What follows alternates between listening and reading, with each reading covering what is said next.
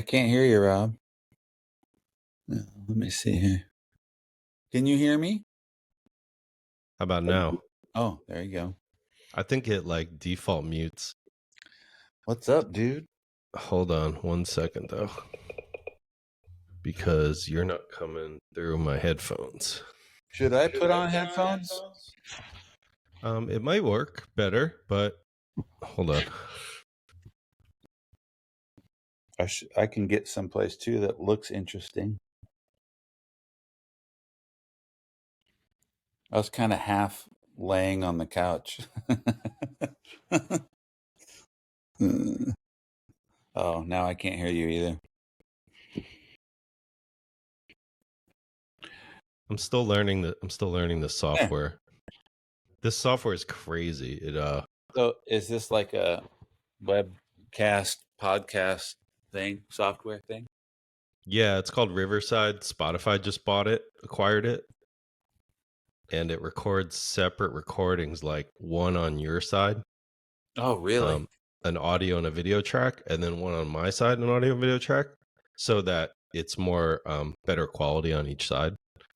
And then it creates a merged file if you want it, and then uses AI to enhance the audio and the video and stuff. So it's like really fucking cool. I don't have to worry about look at that. You got like a farmer overalls on and a farmer dog. Have you been seeing the Muska stuff? Yeah. Like his hedgehog or whatever he has, and he feeds it with like carrots. So cool. I love it.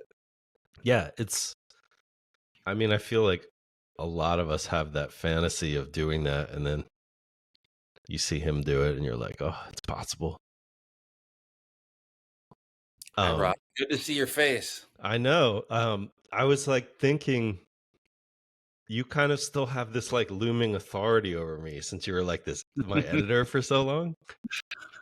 Like I feel like you're still kind of like my boss or whatever you want to call it. Rob, you're doing great. I was thinking I'm gonna make a formal apology. Like, I don't think I ever once handed an article in on time to you. I don't really remember ever, but you weren't alone. Yeah.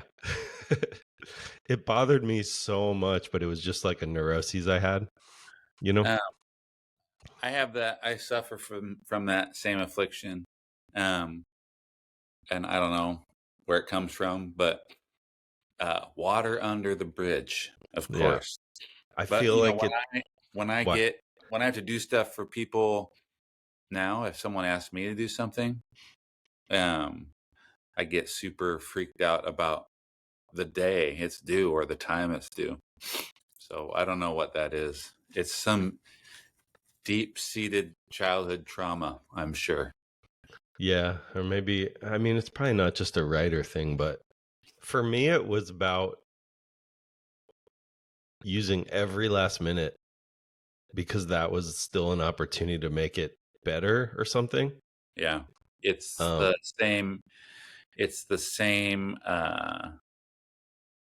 It's kind of the same nugget that we use for making like a video part or editing a video part.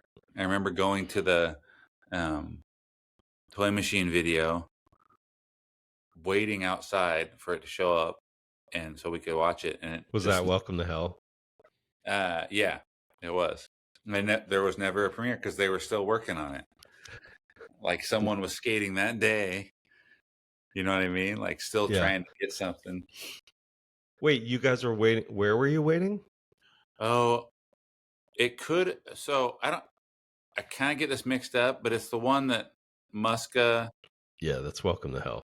Got mad about at the thing. I know we're on a Muska thing right now, but I think it happened at more than one video. I think there was a foundation video like in those days that happened, and there was I think even one of the TransWorld videos like where you know, we left for the day of the premiere.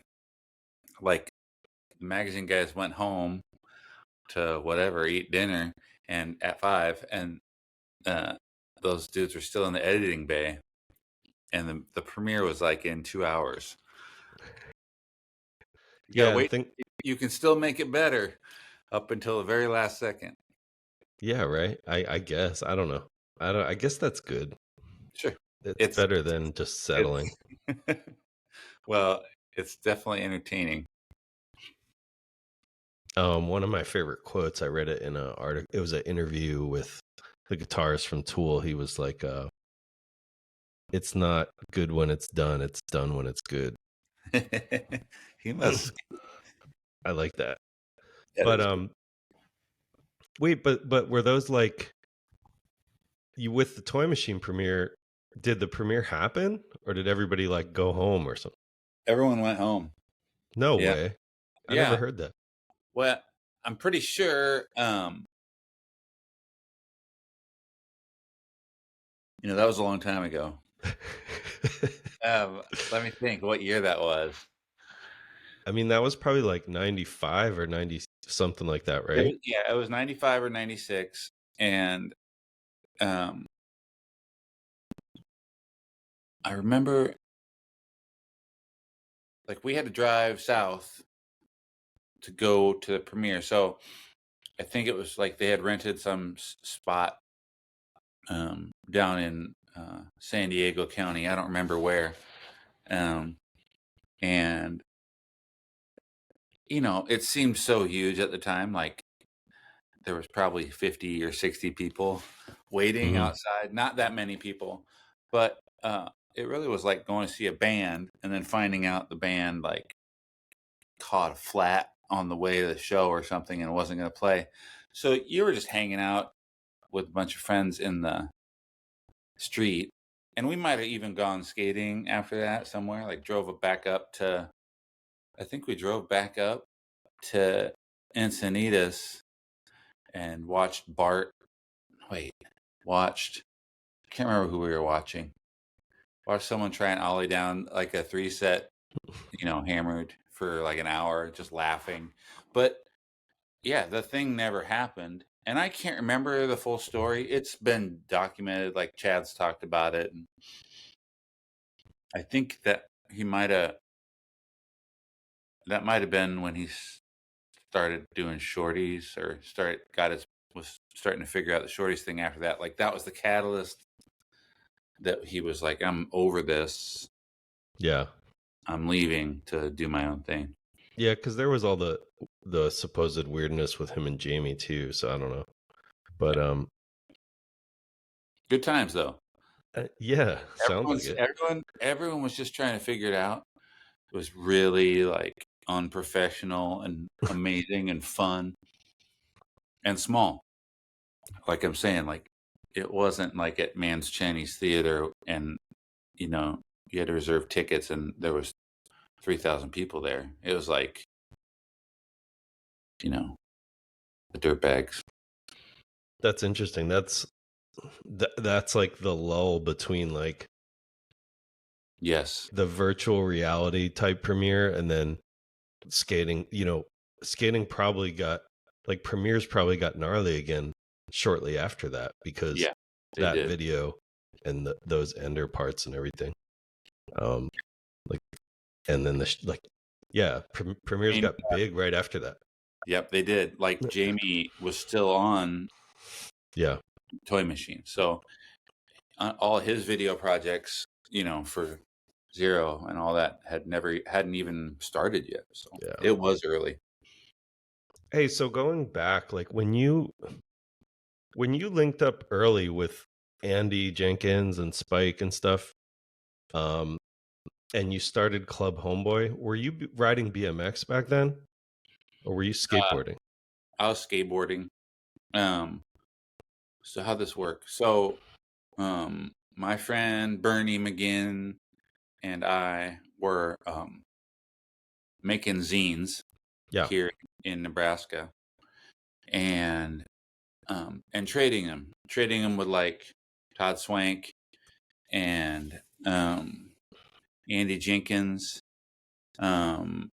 There was friends of both those guys, like Roger Bridges, who I think was from Florida at the time, and Dan Estabrook. Was Gary Davis in on that? Yep, he was totally in on it. I mean, he was kind of like the most consistent, most creative. Like, he definitely went deep on it. Who was I saying? I was just asking Dan him. Estabrook. Dan Estabrook made a zine called Contort that was from Boston. Roger Bridges made a zine called Powerhouse that was from Florida, I believe. And then was we just Lumen in there. What he was made Lumen? one kind of after the fact, but it was BMX, and I think he would, he did it when the current was with zines was super strong. Everyone was making them. It was just flowing. Everyone's trading everything. And it was like, well, Spike made one, and then Lumen made one. But Spike and Lou worked at Wizard Publications, making freestyling. And I can never remember. I'm sorry, everybody who remembers which magazine was there, but the BMX magazine that was there. And then we were trading zines with those guys, with Andy and Lou and Spike. O was part of that thing too. And they started a magazine called Homeboy. So Club Homeboy was like a little club, and they had zines, and they had stickers, and they had. Well, I was in it. Like wristband. You were in Club Homeboy. Okay, cool. Yeah, that's right. So, but I was a BMXer out in Jersey, But I remember getting that little plastic wristband. It was like a wristband you would get into a club or a premiere now. Right. It was so cool. Did you get a membership card? Cool. And probably was there. I don't remember what else came with it besides the zine, but I was introduced to it through BMX, and that's why. And so I had so this is the mid 80s, right? Like 85, 86, something like that, 87. And I had a subscription to freestyling. Yep. And I remember, like, I knew Spike's name before skateboarding. Right. And, like, I remember seeing his name in the captions as a photographer. I didn't know who he was. I just knew he shot the photos. Yeah. And then I joined Club Homeboy, and then, years later, eventually I picked up a skateboard and put down the bike. But years later, I come to find that, like, Spike's now, I'm like, I know that guy's name from Club Homeboy and the BMX mags, And being a kid in Jersey, I just didn't know that. Like, it was weird that all those people were connected. It didn't seem like it was so small. Yeah. I know. Like, you're looking at all that stuff like through a straw, and you're not really sure what's on the other side of it. You can see through right to the point you're looking at, but it was really small. And Lord of the Flies, like, those publications and everything they did was they were just kids, like, having a blast. So the freestyling had some skateboarding in it, and those guys were all making zines at the same time, and they were trading them with skaters, and that was kind of the cross pollination. Then they started the magazine Homeboy, and they were doing that quarterly, and it was cool. That must have been like 86 or 87 too. And then that was like a full-blown print mag, like a color. A bigger format, really good design. I'm not sure if I had that or I just had the zines for a little bit, but yeah, that's sick. Like, those had a lot of skating and a lot of music, and then a little bit of like BMX and a little bit of freestyle, and then just whatever artwork and things like that. And then they did because we had been trading stuff with them.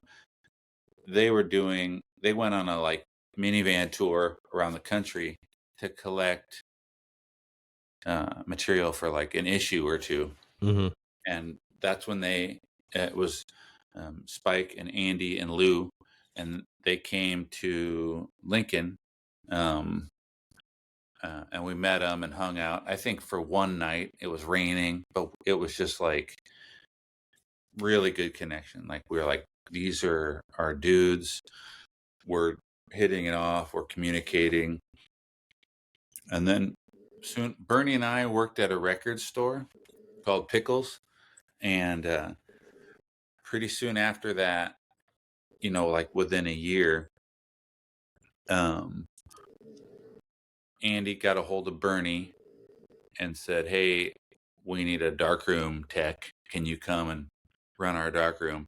And then a few months after that, I had been talking to them about editorial, and they're like, "Well, you should move out here too." And so I moved out, and Homeboy magazine was my first job in kind of like media. And did you have an interest in editorial or any education editorial, or did you just see that as the one missing piece that you could jump in on? Yeah, kind of all that stuff. Like I had taken a couple journalism classes at the university, and I was taking English. I was a undeclared English major, and so lots of reading and lots of writing. But in making the zine, that kind of sharpened my focus, and I realized like, oh, I could do this for a living, and it might get me to the place that has warm weather and the place I can skate more. And so everyone has that dream of wanting to be a pro skateboarder, and that was out of the question. Yeah. It's just funny. I feel like you're telling like a version of my story, It's everyone's. I mean, everyone who isn't a pro, right? right? This isn't a new story. It's universal for a lot of folks, but just the players are a little different. But when I went out there, it was awesome, and did the whole thing. But within 1 or 2 or 3 months, I think 3 months, the publisher, Bob Osborne, was like, "We're not doing that anymore. We're shutting that magazine down." So, we were all out of a job. I remember like there was a trade show at Long Beach, and I remember we had just got a new issue, and in full denial, like, well, we should just go to the trade show and see if someone wants to buy the magazine. That didn't work. No. No one was interested in that.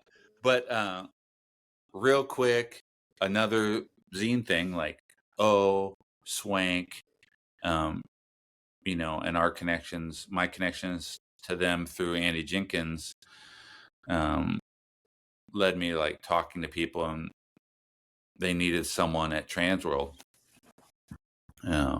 This is the end of '88 or the beginning of '89, and so we had another issue sort of like in the bank with a bunch of articles that we had done for the next issue of Homeboy. And Andy and I went down there one day, and they had a meeting, and we brought all the stuff with us. And I was like, I'm looking for a job, and I'd be interested in moving, and we have all this material. And Andy was like, yeah, I'm the editor of this magazine, and here's all the stuff we've been working on. Here's all the photos, and here's all the text. And they ended up buying it and running it and hiring me.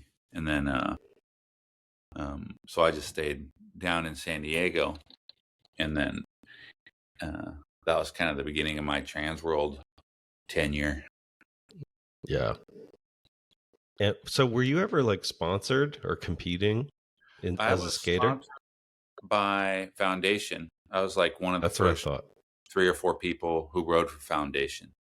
And at that time it was sort of all legit skaters, but it was kind of I don't know if you remember how Swank ran his pro board thing. So even on Skull, he was on Skull skates and didn't have a Tod Swank model. He had a Justin Lovely model. So he had his cartoon character from Swank Zine, and he gave him, that was the board. That was the Swank board with teapots on it. And then he carried that over to Foundation. And it had a big moon on it, like a crescent. Anyway, those were the first boards. And he sent those out to me and a few other zine guys. And that was kind of the first team. And that lasted for a couple years.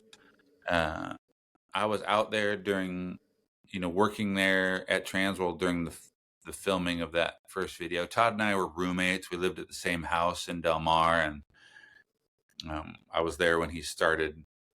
I think I moved out right when he started Foundation, or no, how did it work? He started Foundation. Yeah, he started Foundation, and then I moved out there. And so, but sponsored is kind of a weird word. Like, I got boards. Yeah. And I was around. I think there was a photo, a Foundation ad with a little photo of me, like in a collage of stuff. But I just always ask because I've learned that a lot of industry guys, especially like in our age group, at some point were sponsored. You know what I mean? Like, oh yeah, like Justin Regan, or you know what I mean? Like just even though they may not always talk about it or whatever, right? Because those days are long gone, and then all of a sudden you're like, oh, that dude had an ad for Channel One, and you know what I mean? And, right. But like Mike Hill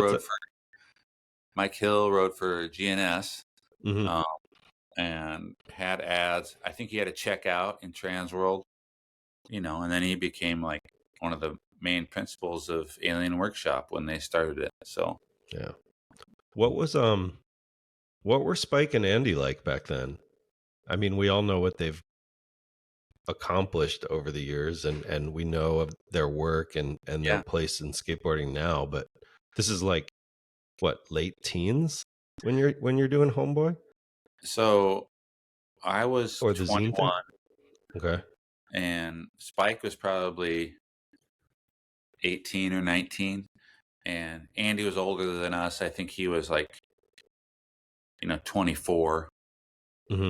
That big gap between 21 and 24. He was the most responsible, oldest, and was a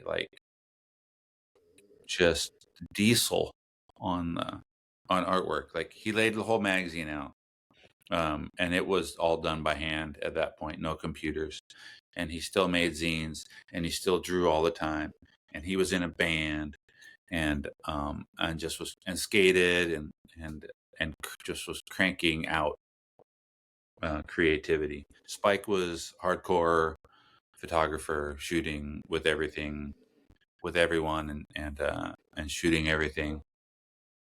They were great though. When we met them, it was like, oh, you guys are the best friends that we, hadn't met yet. Here we are, and just cool as hell. Once they, once Homeboy stopped, and I moved to San Diego, we still kind of held on to those connections. Spike started shooting for TransWorld full time, which meant at the time, San Diego was going off, so he was driving down to San Diego all the time to shoot stuff, and then he would stay at our house on his way home. And Andy right away started drawing Wrench Pilot for TransWorld. So, so we were in monthly contact for sure through doing all that. Those guys are the best. And they always were. They really haven't changed too much from the guys you know now. Humbled by life, Yeah, as we all are, but they're the same. Super creative, and just super powerful, like creative engines. They're just constantly Can you hear that? A little bit, but the AI will take care of it. You will.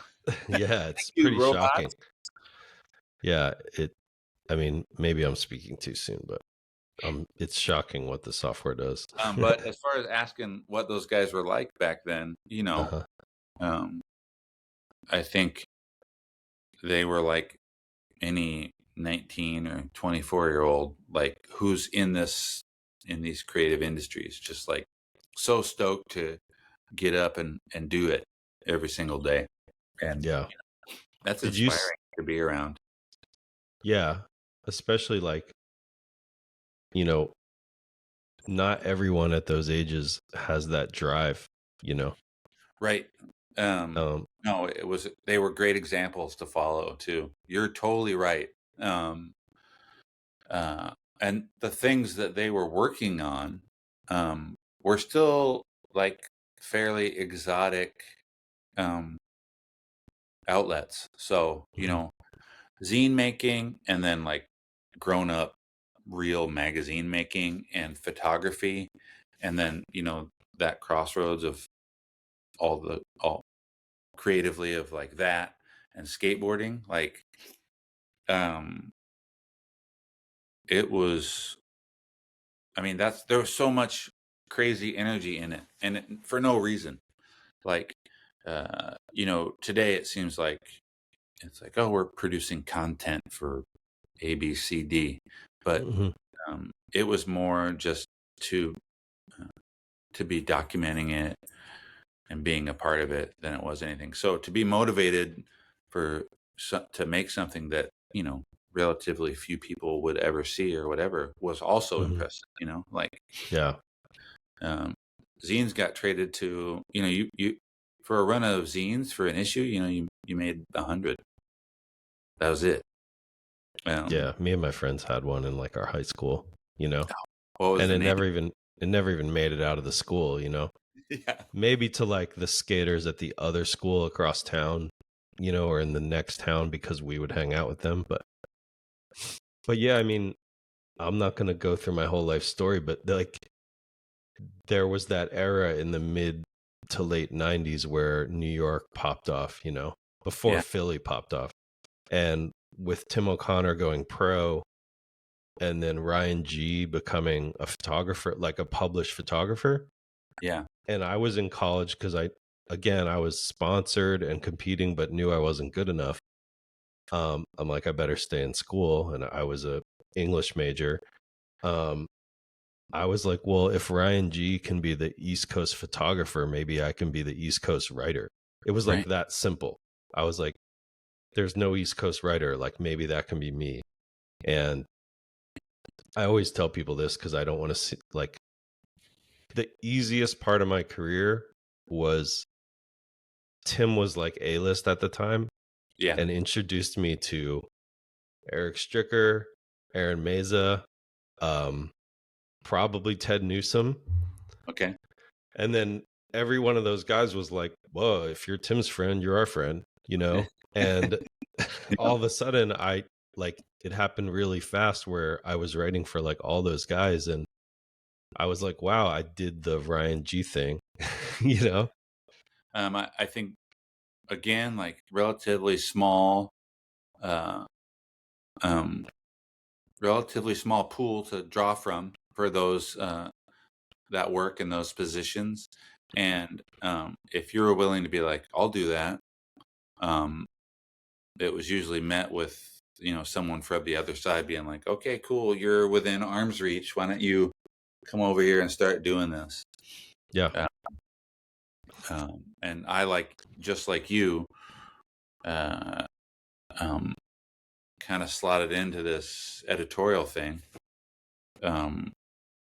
But I don't know, I was aware of it. And Yeah. I'm wondering if you felt the same way, but because no one else wanted to do that. Like, it's, you know what I mean? It was like the last rung on the ladder. Like, well, you could, I guess, write these words. We need words, I guess. Yeah. I get what you're saying. I feel like I definitely was aware I was choosing a lane that was less crowded, especially from the East Coast. Yeah. I just know that I was reading magazines, so obviously there were people writing. I was Sure. just hoping there was room, right? But yeah, I get that. I learned very quickly that, the writer falls way below the photographer and the videographer, on the sexy Yeah. list.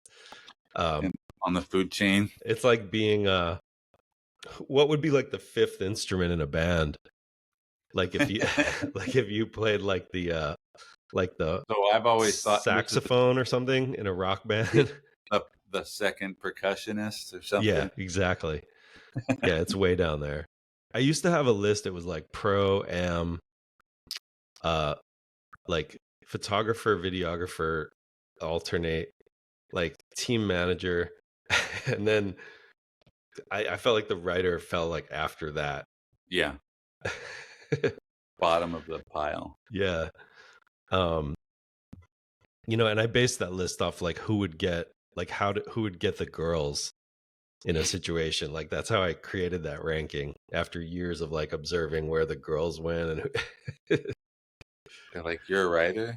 Do you know any pro skateboarders? do you know any team managers?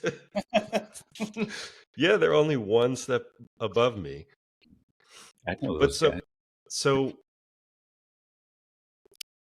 I'm gonna guess that if you talk to Chromeball or Mackenzie Eisenhower or any of those dudes sort of in my generation of writer, that they would shout out the toner column as one of their like favorite things and something that inspired them to write, because to me the toner column was the first thing I ever read that was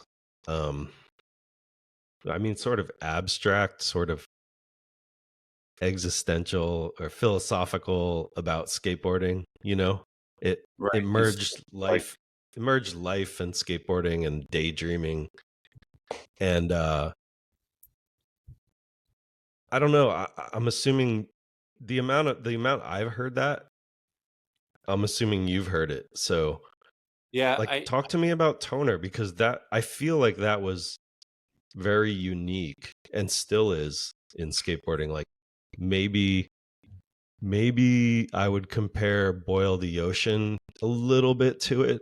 It's Boil the Ocean's a little nerdier, but you know what I mean. Like that dude's obviously was also inspired by toner. You can tell. that's cool to hear. I haven't really. No one's really. I mean, every once in a while, someone will tell me that they liked it, or while it was happening, they'd be like, "I like that one," but I'm kind of blissfully unaware of its influence. But that's cool of you to say. When I went, so toner started on my I think on my return to TransWorld. So I left TransWorld in 91, came back to Nebraska. Cheryl and I got married. I finished my degree at the university, and as soon as I was done, I started bugging them again, like, "Hey." That was an English degree? Yeah. And I started bugging Swift and Grant about if they needed help. That's when trans was like that thick, you know what I mean? And so whatever it was, 400 pages, 450 pages at its fattest. That's like doing 4 magazines a month as far as like filling pages. And I was like, you guys need help? And they did. And that was one of the things I was like, well, I mean, there's an intro. There's like what was it called? Gas Bag. So they had an intro sort of wrote a couple of those. Beginning of the at the beginning. I don't think it was the letter from the editor though. Was it? Or was it because? No, that was like always sort of had a guest writer. Yeah, so there was the editor letter, then there was Gas Bag. So toner became a way to fill 2 pages. I mean, no shit. That was like with a photo and then the text, right? So a way to run a photo, a good photo that didn't have a place in the magazine, other than like sightings, Mm-hmm. and I was down to like get my inspiration from that photo or from whatever the issue was focused on or whatever popped into my head, and it just became like a running column. But it was awesome. I love doing it. And I've talked to my brother Rob about this. It sometimes, and back then you because you consumed magazines, you knew like, well, I read this stuff in these other magazines. Like I read Thrasher and I read this guy's stuff, or Jake had Angel Dust, kind of a editorial sort of poetry thing at the beginning. Like you started to recognize like, okay, I like reading this and that, but I was kind of unaware of it. It was something to do. It was something to kind of flex my voice a little. But it's a different timeline too. Like someone can't just like it or give you a comment on it back then. So through the years I would hear stuff, but it's cool to hear that it was that you dug it and read it. And that it was maybe it was my first exposure to something like I said, philosophical or sort of abstract, or it wasn't critical is not the word, it was just sort of whimsical. I did have someone ask me like one time, I can't remember who this was. It may have just been an online comment, and this might have been years later, but same style of thing, like asking me, like, who are you talking to? Like, because I think the assumption was that I was talking to them and trying to hand out advice or trying to lay down the law or trying to, be suggestive, like, hey, here's what you should do. Oh wow, yeah. And I wasn't. It was mostly like notes to myself, like like little reminders, and being my own audience. So it was a little stream of consciousness and a little therapeutic, even though we didn't know what that was at that point.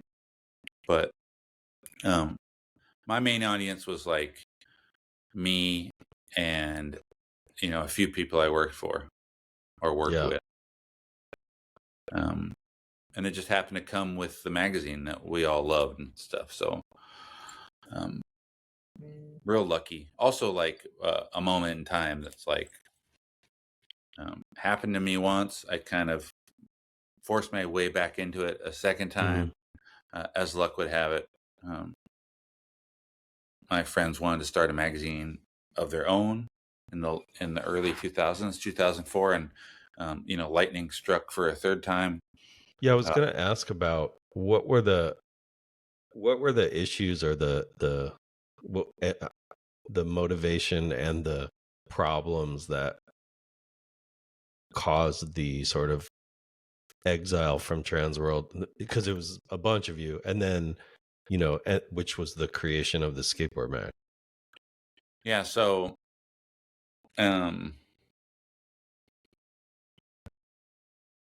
like to kind of bridge the timeline, by 1999, I'd kind of moved around inside of TransWorld. I worked on their business journal for a while, TransWorld Skateboarding Business, and I was editor, associate editor, assistant editor, whatever the title was at TransWorld. So doing stuff on two different schedules and trying to make things happen. And then they needed an editor. I said something like, "Hey, if you guys are ever going to start some kind of other publication, let me know. I'd be interested." And they're like, "We have this other thing. Would you be interested in working on that too?" It was Warp magazine, and I was like, "Sure, I'd do that." You know, with some conditions here and there, and I worked on that for 2 years, maybe 2.5 years, and then um, started looking for another job. I got a job at a design agency in Vermont, in Burlington, Vermont, called Jagger DePaulo Kemp. At the time, they did like Burton ads and Burton graphics and all that stuff, and they worked on some of the early specialized mountain bike stuff. I went out and lived in Burlington, Vermont. Was that just because you felt overworked and underpaid, or no? I got paid fine, and the work was fine. It just in my sort of forever adolescent brain, I think I was 28. I didn't think that Warp magazine was supported by the ad sales machine at TransWorld. But personally, I always felt supported. They took great care of me. They were always looking out for me. But the thing that I was working on, it just didn't seem like it had the attention of the rest of the house. And I was like, well, you were kind of right. I mean, you were right, because it didn't last that long. And there was a ceiling to it. Like it wasn't gonna do anything else. And so I just was kind of looking, not for an escape, but like, well, what could I do with this skill set that I have, and that someone would appreciate? Because even though, you know, I had done a lot of heavy lifting, it was mainly focused on skateboarding. And it was still kind of a bastard child at that point. Just being a part of skateboarding and a creative in those industries didn't necessarily open the door for you anywhere else. It still doesn't. Yeah. But friends of friends, and again, it worked out. Went out there and worked for Jagger for a while. And when Cheryl and I, when our first son Miles was about to be born, I had rented a house and got everything set up to have our family sort of kick off out there. Cheryl was living here with her parents, and so in Lincoln with her parents. And when I came back, about 10 days before Miles was going to be born, kind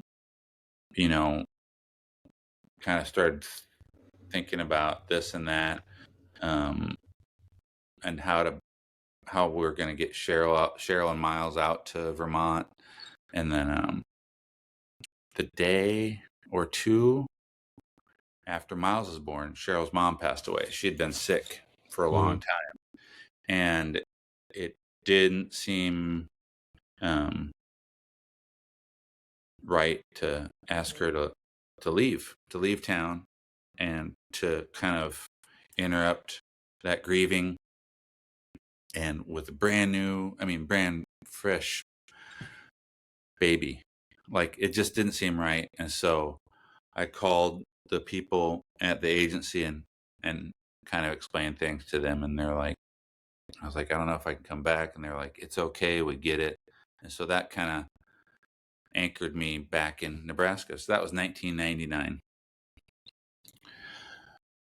Within 6 months, I was calling people at TransWorld and calling people who at Soltech and talking to them like, you guys, can I do something for you? Are you looking for some writing work or whatever? And that was kind of when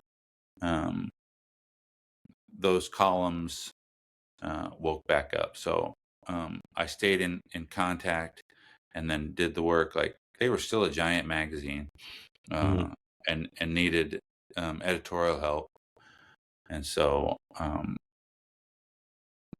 but the entire time, sorry, to get back to your question, Mm-hmm. the entire time, TransWorld, one title or another was being bought and sold and resold and rebought, and those guys were just getting sick and tired of it.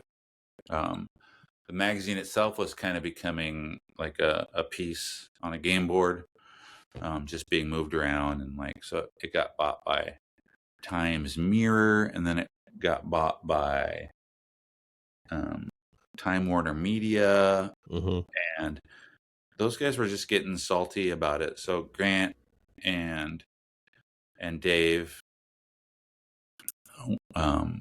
said, like, hey, whispered tones, like, if there's, would you be into doing this? If we started a new magazine, would you be into editing it and working on it as the editor? And I was like, yeah, I would be 100%. I didn't have any tie to TransWorld except through, my friends. Atiba was part of that too, right? Yep. Akko too. Atiba was shooting. Akko had moved to Vermont to work at the design agency. And he worked on it for another month or so after I left, and then moved back out to California and was working at Soltech. And they asked him to be the designer. And then an ad sales guy came over with us, and we kind of had our... It's like 6 years, right? Yeah. So that was 2003 that we started talking about it, and 2004 was January 2004 was the first issue of the Skateboard Mag. Yeah, and I remember I was already writing for Strength, yes, TransWorld Business, TransWorld Stance, and TransWorld. And I had done some stuff for Mesa at Skateboarder, and I was like, dude, that's the mag I want to write for. I want to write for the Skateboard Mag, because it seemed more like mature and sophisticated. You know what I mean? It was definitely polished. Yeah. Some people said over polished, but I dug it. It was a way for me to, personally, it was a way for me to continue to be a part of the conversation. I'm not talking about relevancy. I don't know if I ever tasted that, but to be able to contribute and kind of give back to skateboarding in some way, it was just a way for me to keep running with that, and do it with some tight friends, who I trusted, and but right away it was like, well, can I stay home? Can I stay in Nebraska and do it? And they were like, 100%. So, wow. Which is unheard of back then. Yeah, totally. Because technology's just getting good enough. I mean, where you can email, just barely there. So a lot of what we did production wise was digital. So that part of it, once you digitized everything, it was easy. Just 10 years before, it was still very physical. You're still handing stuff off and taking material to people, or if you needed type, you sent someone the words on a floppy disk and they sent you back type, and you had to put it on the layouts.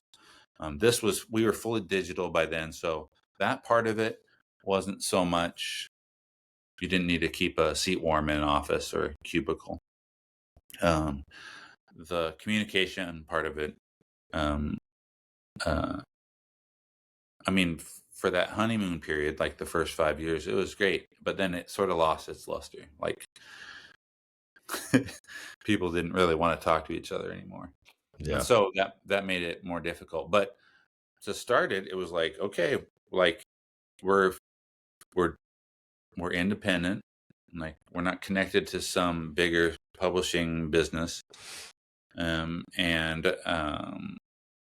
We're being supported by people in the industry that have always supported us with ad dollars and editorial. and photos, and it was awesome. But it did, you're asking how that went down. Like, I think what we were trying to get away from was just being like something on an asset sheet. Grant tells the story pretty well, but it's like it got back to us that it was like another vice president of acquisitions was being introduced to us and was talking shit basically, and said something about the titles, that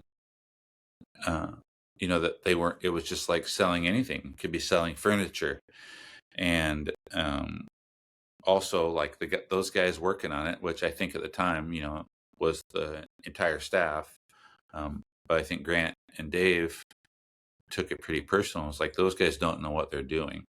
They have no idea what they're doing. It's like at that point, those dudes have been, working on it for like Grant for sure, like over 20 years. Like he knew what he's doing, and everybody else did too. Anyway, well, that stuff. I mean, the sort of game piece thing that you're talking about, like moving the mags around, like that stuff continued for so long with TransWorld. Yeah, like it became their business. I mean, model. who knows recently, but like I think Ben's journey, but there were so many acquisitions way after you guys left. Yeah,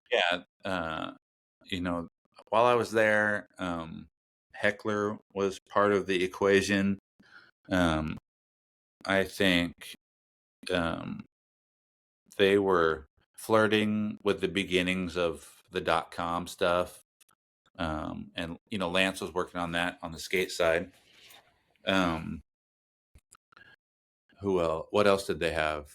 They had a BMX magazine, and I think they started Surf Mag, motocross magazines, and then surf magazines. And then Stance went until, you know what I mean? Stance went until like 2002 or 3 or something, maybe even later. I think it was it might have been done before we started the Skateboard Mag. Yeah. But Eric still worked at TransWorld maybe after they stopped doing it, and then started working on TransWorld skateboarding, like pretty hardcore.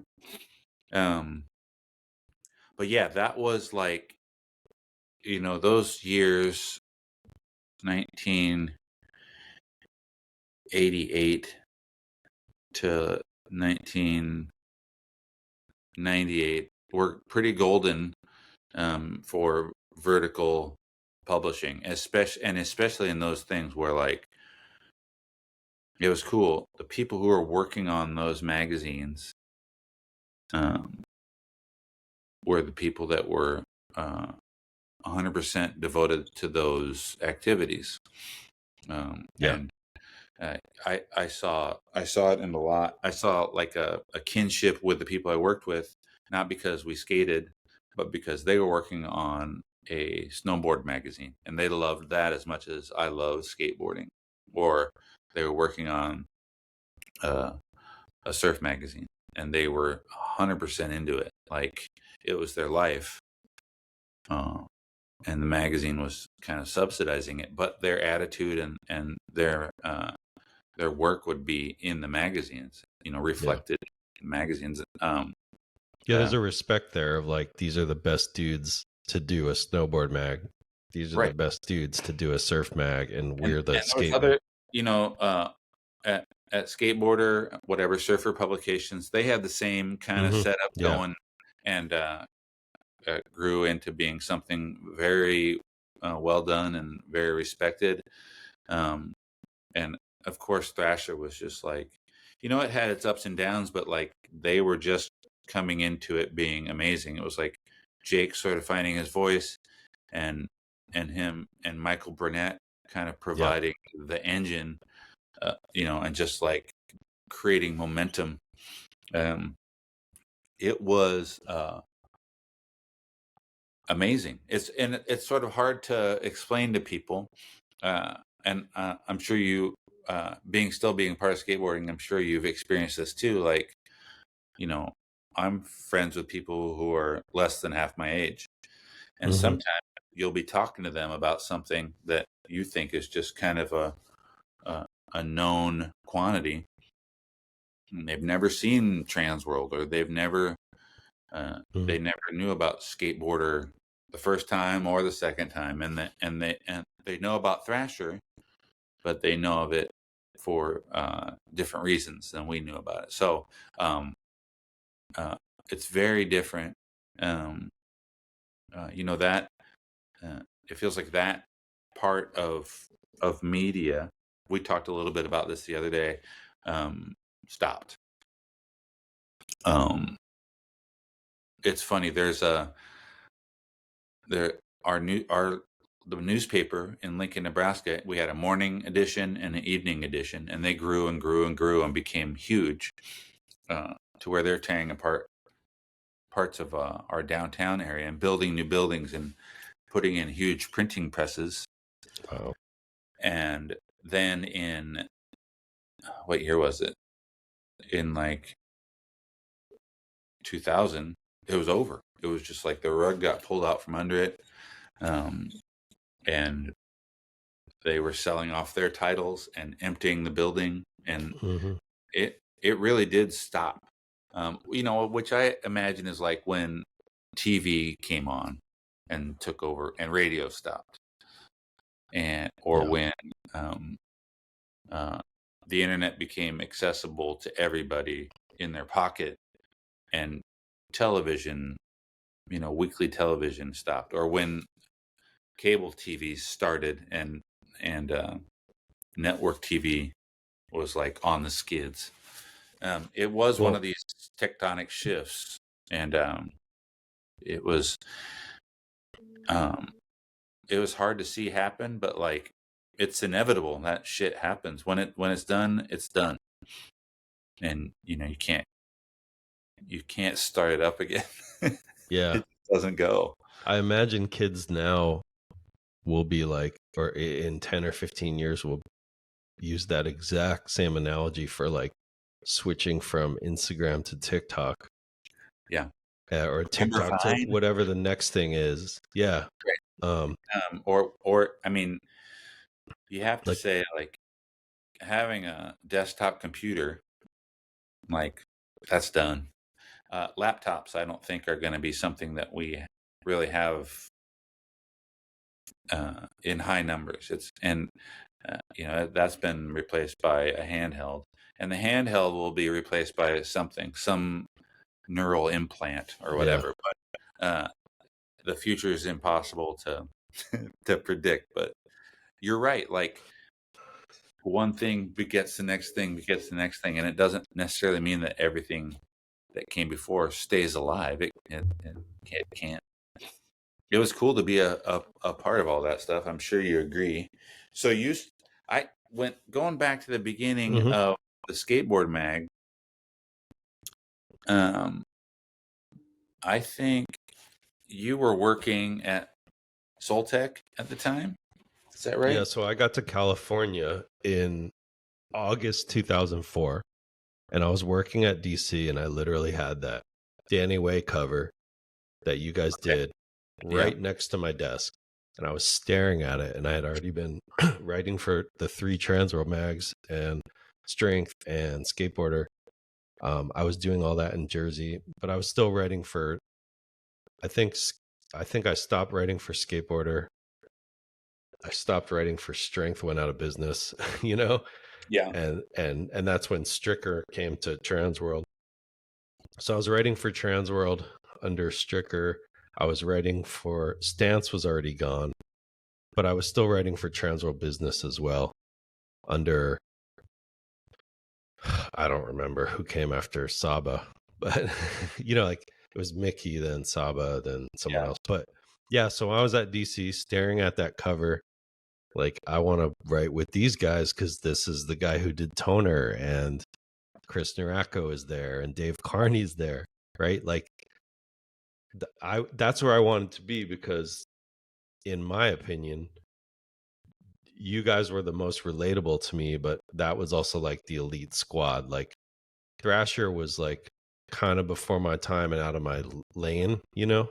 Mm-hmm. I felt like you guys were the best of TransWorld and Big Brother, you know what I'm saying? At forming something new. So I was like stoked on that, you know? But yeah, I was at DC for 3 months and then at Soltech.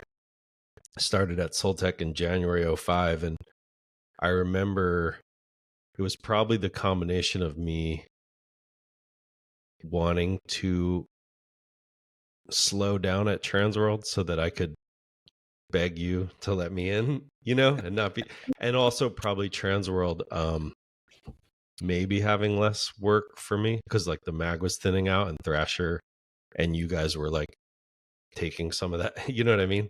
Yeah. So I don't even remember. I just remember thinking like, I'm gonna give it a try because that's worked for me. And I remember thinking like, maybe they'll be happy to take another TransWorld guy away from them. Like in that petty kind of way, you know? And so I felt like that might be an advantage. And I don't know, like I just wrote you or whatever. And Yeah. I don't remember how that went down. It seemed like it was just happening, but you might have better memory of it. Did we correspond for a second? Do you remember what you worked on? I probably have all my emails like on a hard drive because I save everything digital. But I probably remember, like, I don't think I even knew you personally, you know? I Yeah. probably just emailed you and was like, hey, I write for TransWorld. You probably like knew my name or whatever. And I was like, I really want to write for you guys, you know? I think you were probably just like, hell yeah, man. Like, send me some ideas. Yeah. I also had my blog at the time, like, Okay. which was kind of like a thing. People were like reading my website. And that was still like a new thing, right? Like blogging. Yeah, this was all like 2005, 2006. And then I wrote for you guys for it was like maybe a year later after I started freelancing. You made me staff writer, which was one of the staff writers, which was like, that was like the first time I had that title. That was like the dream, to be a staff writer for a skate mag. So you made that come true. Yeah, so we had columns, we at the time, so we had storefront, which was we thought skate shops were really important, and it was at a time where I think there was a few behemoths in the industry, and the mom and pop shops were feeling kind of smushed. Yeah, that And was like PacSun was bigger back then. It was yeah, almost like before Zoomies took over. and then you remember, and Active was huge. Oh yeah, yeah, and Journeys. Yeah, I mean, it was like, so we had a focus, like a monthly focus the whole time we did the magazine. There was always something on It was a in skate shop skate column. shop. Yeah, We I did a bunch of those. yeah, I remember that, and that was kind of like a gateway into bigger stuff. I'm trying to think of what the other things, but we had a number of columns where it was like, hey, can you do this month? Festivus was one of them. I did a ton of those, which was So like those were video like, premieres, contests. right, parties. Yeah.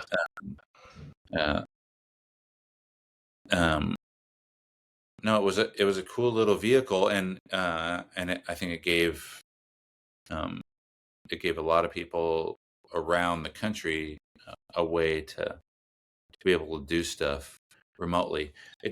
Saying it now, it doesn't sound like a thing, but like I didn't live in San Diego. Most of our photographers didn't live in San Diego. Most of our writers didn't live in San Diego. And it really was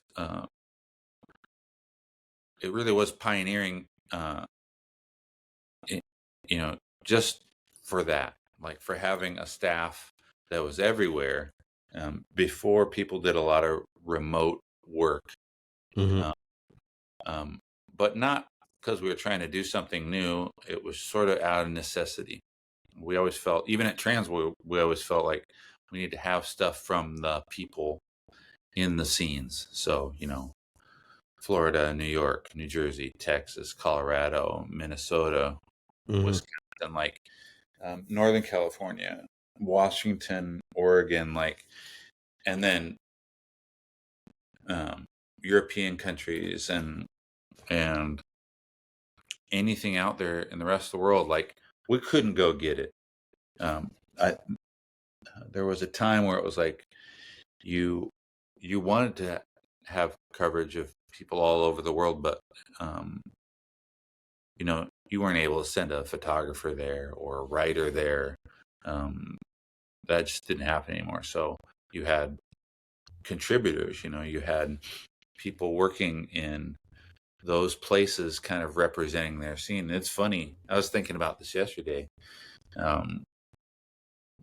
At the time, if you wanted to be a pro skateboarder, it could happen if you had a good photographer in your bubble and a good filmer in your bubble, and then that's it. Like, that could be a successful entry into sponsored professional skateboarding on like the national level. I'll add Arizona to that too. That's a Other than the stuff you mentioned, like that you weren't happy with at TransWorld and you started the new mag, like it was more on the business side, but like like having the big conglomerate owning you and selling you and moving you around and not caring. But like from a skateboarding and a creative standpoint, what did you aim to do with the mag that was different from TransWorld? So a lot of it was just carried over. So we were trying to continue what we'd been doing, excellence in photography and editorial, and the presentation of it, the design, and what we and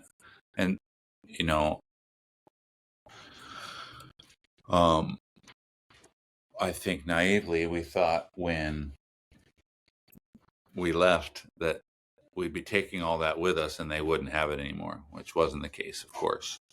But yeah, it was kind of a big siren song for a lot of people, a lot of writers, a lot of photographers, and the skaters who came along with them. So, making that move, I think we were trying to up the game a little bit, like tighten up what we were already doing well and try and attract new people to it. So bringing that next generation of photographers and writers and idea people, and kind of calling on our own collective history to make sure that level was high. I remember, like, for me being interested in writing and magazines and publishing, that was like the skate mag equivalent of like those guys leaving to form Girl, like leaving World and Plan B and Blind and stuff to form Girl. I was like, wow, that's just like a massive fucking disruption, Oh, I think some of you talk yourself into being mad about certain things to make those transitions easier or to justify why you're leaving. But, at the end of the day, it was like, I think and it was Dave and Grant, and then everybody else was kind of like, okay, sure, I would do that too. I think they picked people, like, okay, if we did this, would you be able to do this job for us? And but I think they were just they were annoyed. I was as neutral as you could be in the situation. Of course, I kind of,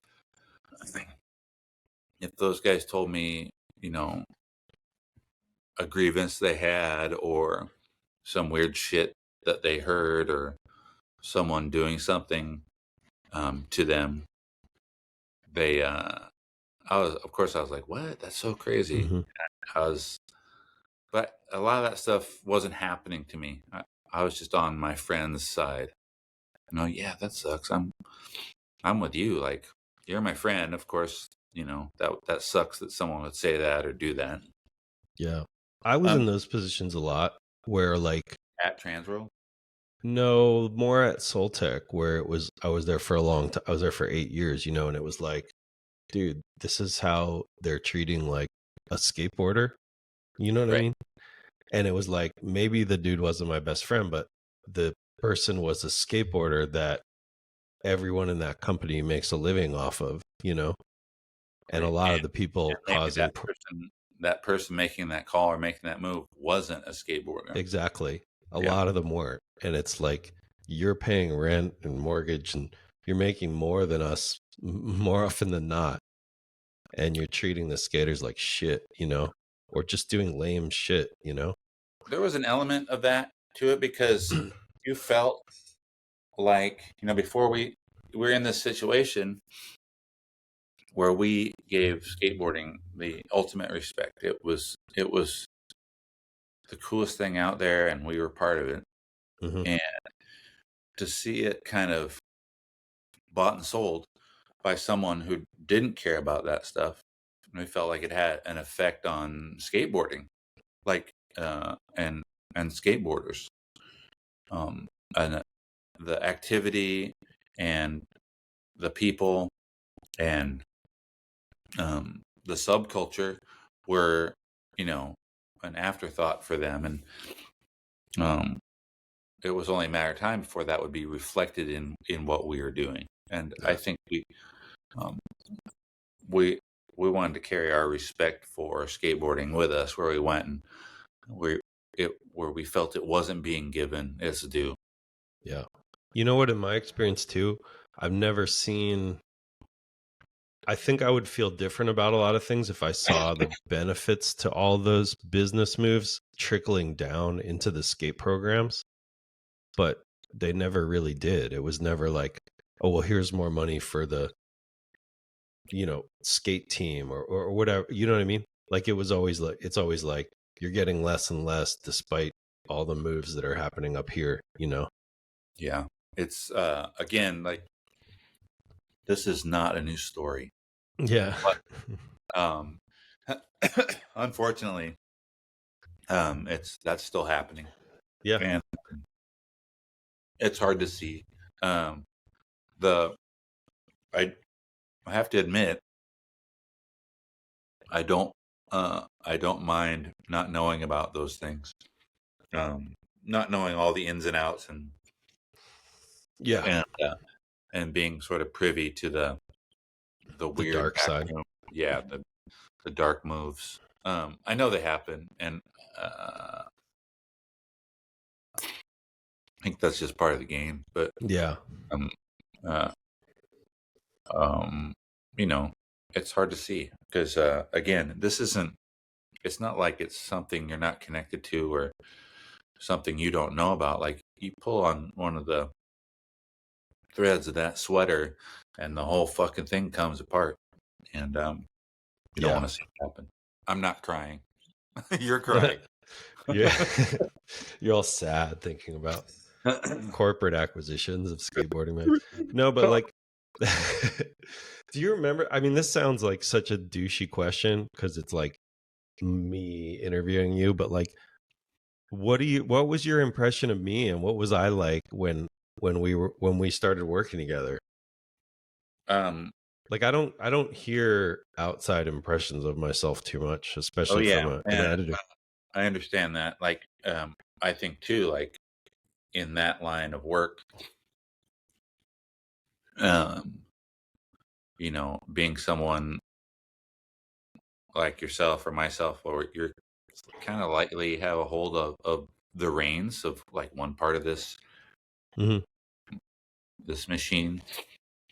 People tell you what they think you want to hear. I got that a lot and had to like kind of come to terms with it real quick because, you know, I didn't want to take advantage of that, and I didn't want anyone to take advantage of me or my friends. So it was like, take all that stuff with a grain of salt.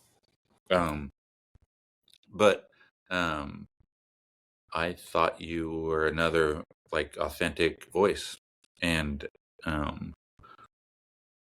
you know, it was a whirlwind. It was a crazy monthly deadline, and there was a lot of stuff going on. And but you know, the memory that I kind of hang on to and sort of have taken away was that you know, you were a skateboarder. You had worked with skateboarders and within that industry, and because you did the activity. So whether like whatever your actual voice was, like it came from a place of actually doing the activity. And I think that's it's more that's more prominent now than it used to be. Yeah. But you know, at that point it was like, well, there are people who are speaking on our behalf who aren't skateboarders. And so I always felt like I didn't have to worry about that with Rob Brink. You know what I mean? Yeah, that's cool. I remember it was probably a combination of things, but I remember, you know, obviously I wanted to like step up my game when you guys finally let me in, you know, because I'm next to Carney and Rocco and as writers, and you know, and then, but also like I just remember studying every interview in every magazine, you know, and I was like, you know, but the Skateboard Mag was where I was like, I think I actually started developing my voice and my style, you know, because in the beginning you're like, I think this is how you write for a skate magazine, and this is how you write a contest article, and this is how you interview a yeah, and you're emulating or you're delivering what you think is the formula. And then finally, like for me, it was like when I was working with you guys and probably evolving as a person and a writer. And I just remember interviewing Caswell Berry, and we had such a good, fun conversation. And it was like a complete game changer for like the way I viewed interviews. And what a good interview was, and how it went. Yeah. For you. Yeah. Cause you know, I always love the irreverence of Big Brother, even irreverent towards the skateboarding interview itself, by not talking about skateboarding or whatever. Yeah. But I didn't want to be over the top like that because I was too skate nerdy to like avoid it. And I wasn't like, you know, I don't think I'm saying anything out of school. I wasn't like drunk or fucked up or on drugs enough to like create articles like those guys. So I love the way Big Brother was, but I was like, how do I bring it? Like I wanted to combine that, but with a little more. Like I wanted the casual, like coffee shop bar conversation of a Big Brother interview, but with a little more skateboarding in it, you know? Yeah. And that I was really able to start doing that in the Skateboard Mag because I had finally developed relationships with skaters through my jobs. And so the conversations were more natural, like we were friends.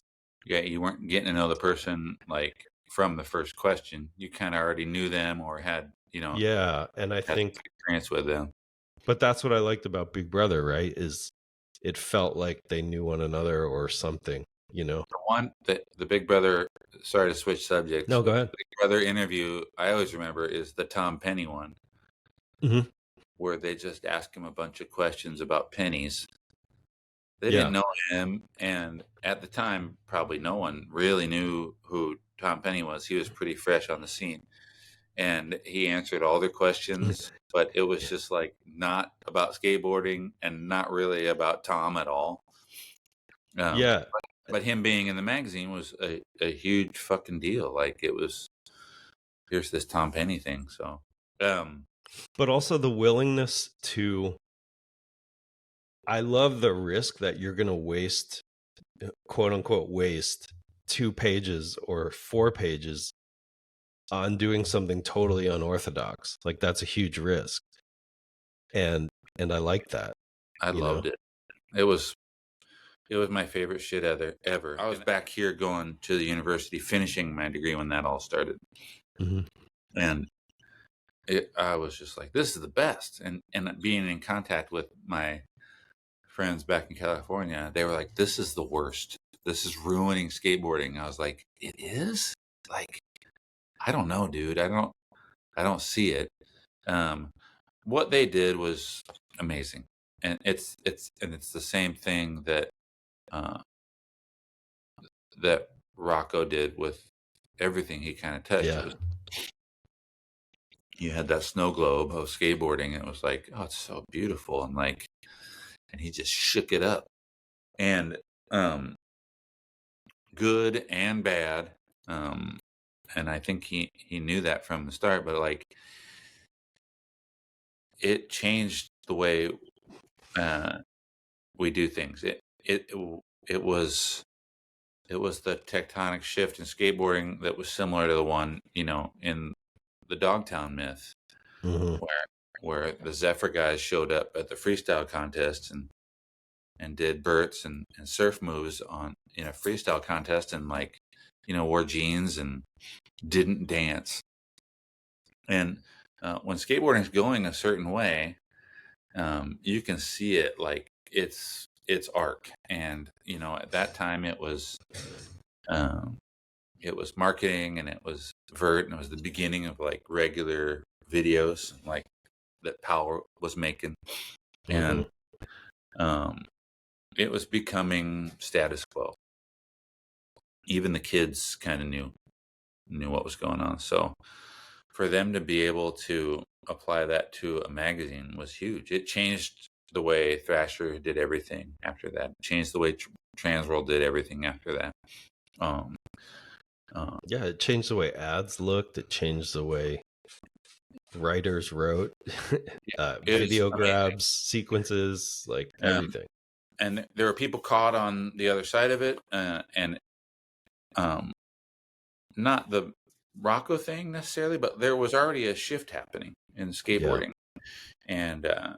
And he was a talented enough opportunist to be able to be like, okay, I see this happening, I'm gonna push it. Yeah. And like I said, people were caught on the other side of it, but they would have been caught on the other side of it anyway. He just gave them I think he just gave them something to focus on as the problem, the reason why things were changing and things weren't going their way. Amazing. Black Label came out of the whole Rocco camp. Foundation came out of the whole Rocco camp. And then out of Foundation, the same kind of garden grew. So, Zero and Toy Machine. Yeah. And I mean, that sort of model of like, here's what you need to do to start a skateboard company. It costs $4,000, and then with every month you need to do this, that, and the other.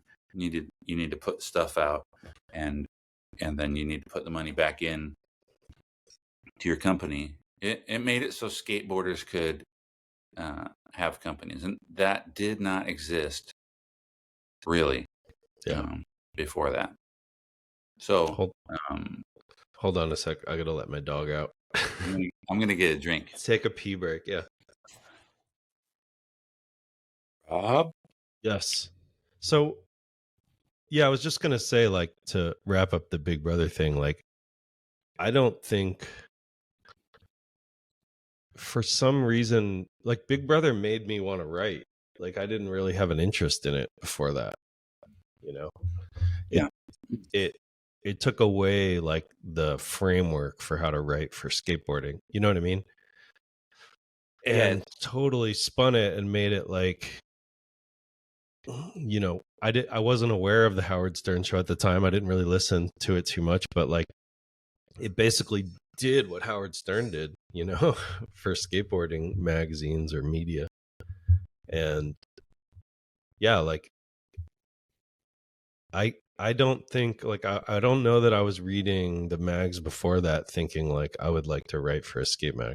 I think it was Big Brother that really, like, I read every article 2 or 3 times. I would read through the issues over and over, and I don't think I did that with TransWorld or Thrasher. But I would read them and laugh. I would read them and be like shocked, you know. Yeah, they did And it. I mean, I think they did that for a lot of people. I was reading about drugs. I was reading about people getting shot. I was, Yeah, all and that stuff. no one, you weren't finding that overtly in the other magazines. Yeah. It felt like a more even exchange, I think, than the other publications. I think it's generational too. When you were reading those things, you were a certain age, and it was, um, it was, it was peer to peer. Yeah. That's how it was for me with TransWorld, and that's how it was for me with Thrasher. Mofo's writing at the time. Mm-hmm. Um, uh, spoke to me. I was like, oh, I can actually read this and understand it in a way like I understand talking to my friends. Um, and then when TransWorld started, it was like Gary Davis and Britt Parrott and Neil Blender and Lance Mountain like talking to you, and Mm-hmm. I was like, okay, Yeah. I'm in 100%. Yeah. And then I when Big Brother came along, um, I, it was in the groove next to that. I could see it, I could appreciate it, but it didn't have the same effect on me that uh, it had on you. Yeah. And it was just that 10-year gap. Mm-hmm. And then right after that, the thing that I think started speaking to skateboarders in that very specific and attractive way was video. Mm-hmm. Uh, Yeah. Either 411 or actual like team videos. And it wasn't an exchange necessarily, but it was like this animated presentation of doing skateboarding. And so, that stuff couldn't necessarily be spoken or written about, but it could be seen. Yeah, But and it also because of the format, music, tricks, video, visual, like you got more psyched than when you're reading a print mag, at the time. for Like it sure, was obviously more stimulating. I would get psyched reading a print mag back in the day before videos took over. Like I would look at a photo and be like, "Oh, that's sick. I want to dress like that and look like that and do that trick." But yeah, videos brought that up 10 notches. right. And how we are in skateboarding. This is how it's always been. When Mm-hmm. there's something new, the old thing is like, okay, we don't deal with that anymore. And that's how it was for 30 or 40 years. Um, you know, there's parks and pools, and then the parks die, and then it becomes vert ramps, and then it's vert ramps, and then the vert ramps die, and it becomes straight up like street skating. And then the street skating kind of morphs and becomes like, all terrain. Yeah, like more of an ATV thing. Mm-hmm. And each time we do that, we wipe all that shit off the table, and it's only that. And only recently, and when I say recently, looking at this thing, I'm talking about the last 20 years, where it's like, hey, everything kind of can be on the top of the table at the same time. Yeah. And like Vert's even starting to like creep its way back in, which I think's amazing right now. It's the best. And because those things weren't like shitty when they were happening and we were just putting up with it. They were fucking amazing. But because we're kids, when we move on to the next toy, we discard the past. And well, also you've sometimes you don't know you've had enough of something until something new comes along too, you know? True. Yeah. So it's like, oh, Vert's still sick, or curbs are still sick, but I want to skate a ledge or a rail, It's all there. The old with the new and the young with the youth with the masters. And I don't know much about martial arts, but it really does seem a lot like jazz and like the growing pains it went through. It started out as a thing that was a reaction and a way to create something new, and then each mode of it, the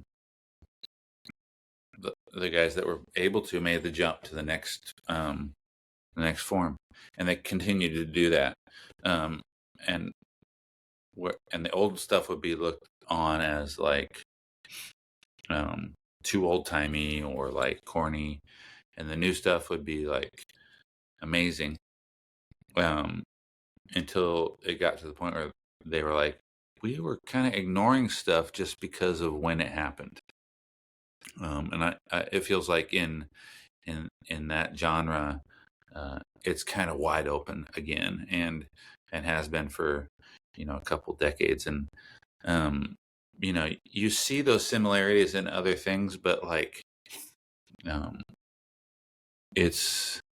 think it's part of something that's young.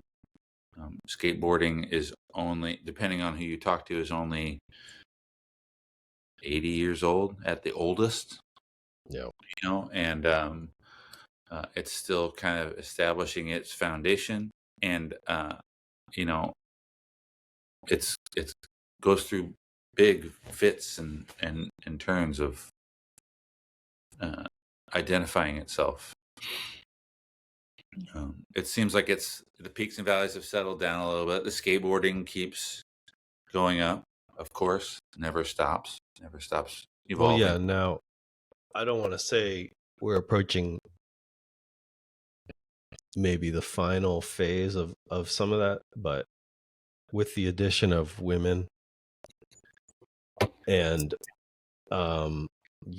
more inclusivity and whatnot, like I'm looking forward to seeing mixed gender contests, where there's a girl that might literally win Tampa Am soon, and I'm like, I can't wait to see that, like, it's so cool to see, because when it started, I caught on to the tail end of this thing, but it's why I identified it. It was like,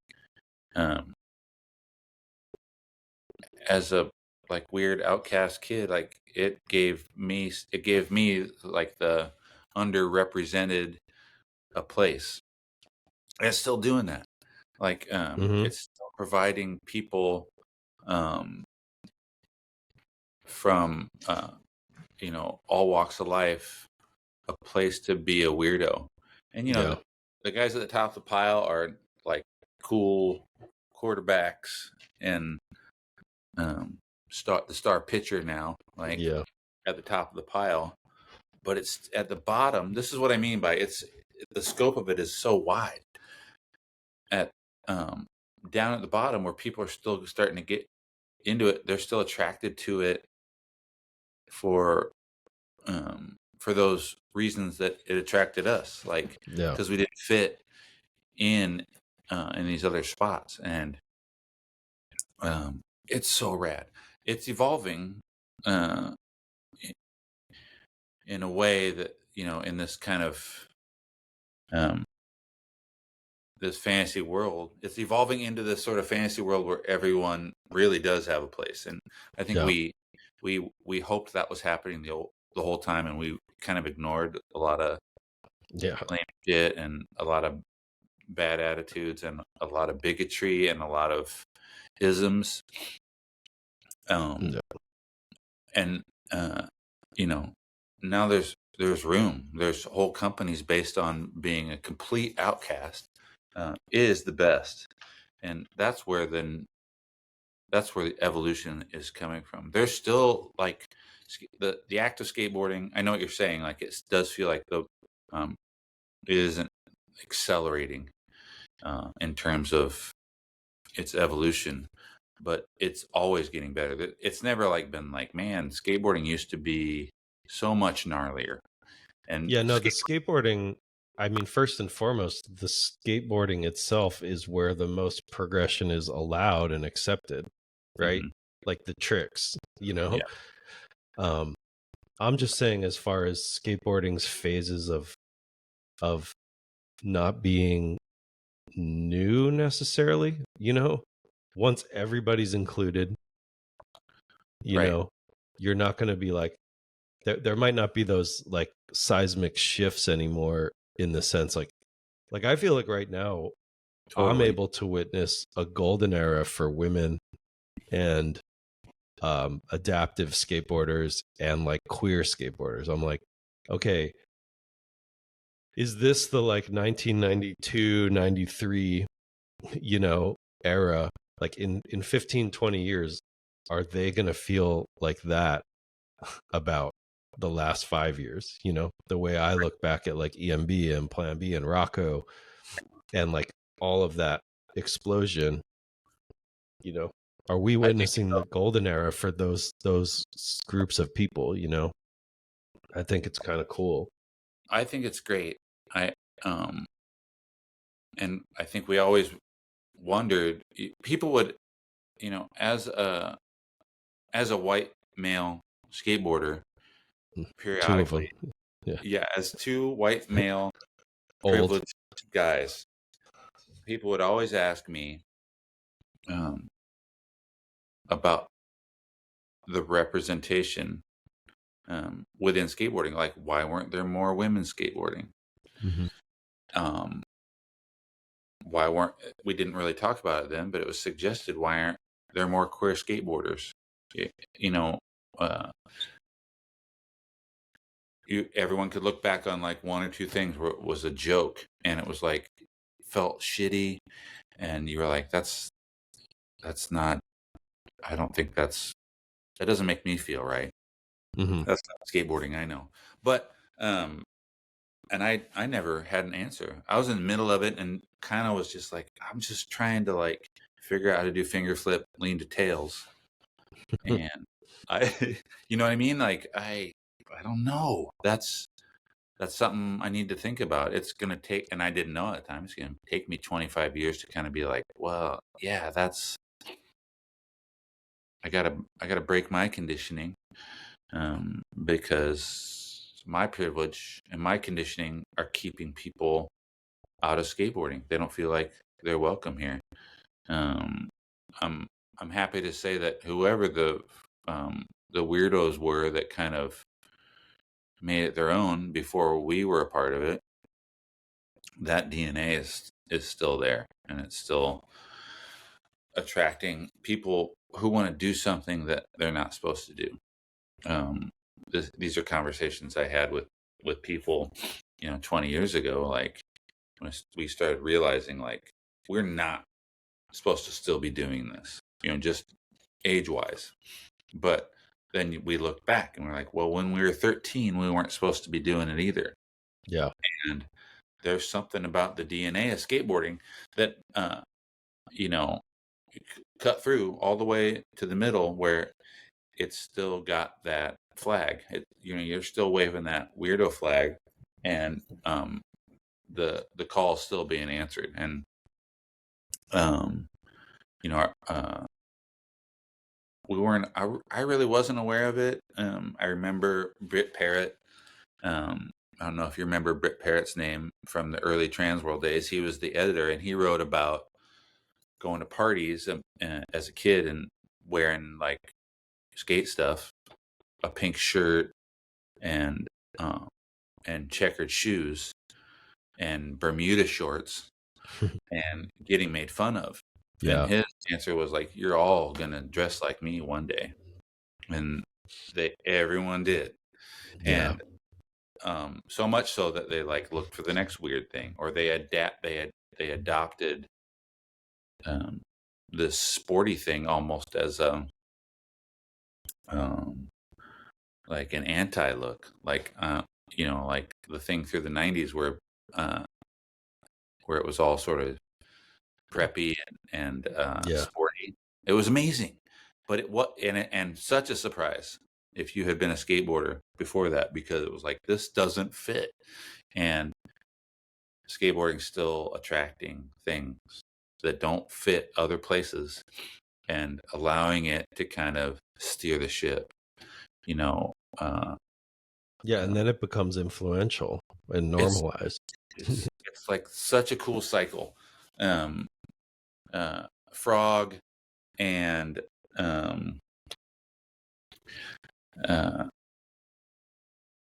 is it them? Is that, or is they? There. There. We just give all the pronouns. Unity, there.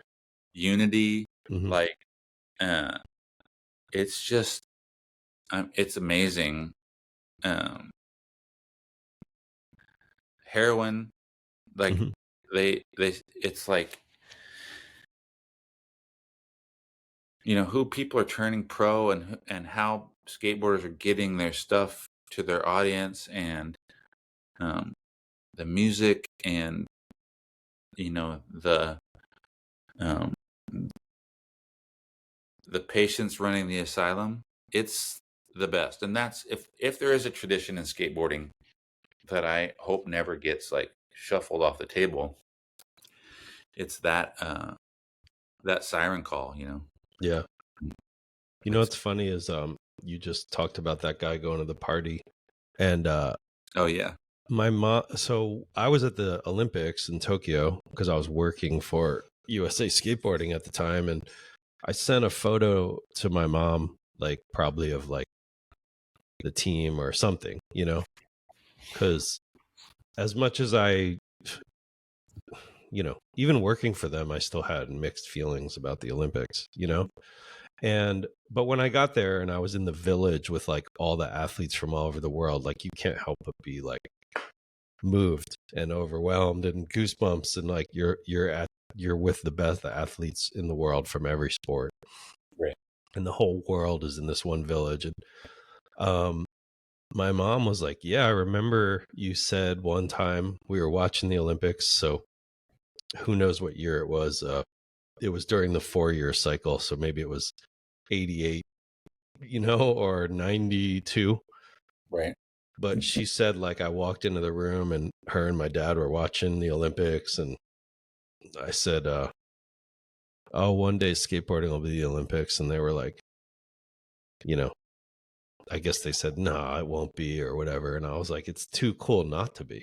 Like I was just looking at the TV and I was like, there's no way they're going to sleep on skateboarding forever, you know?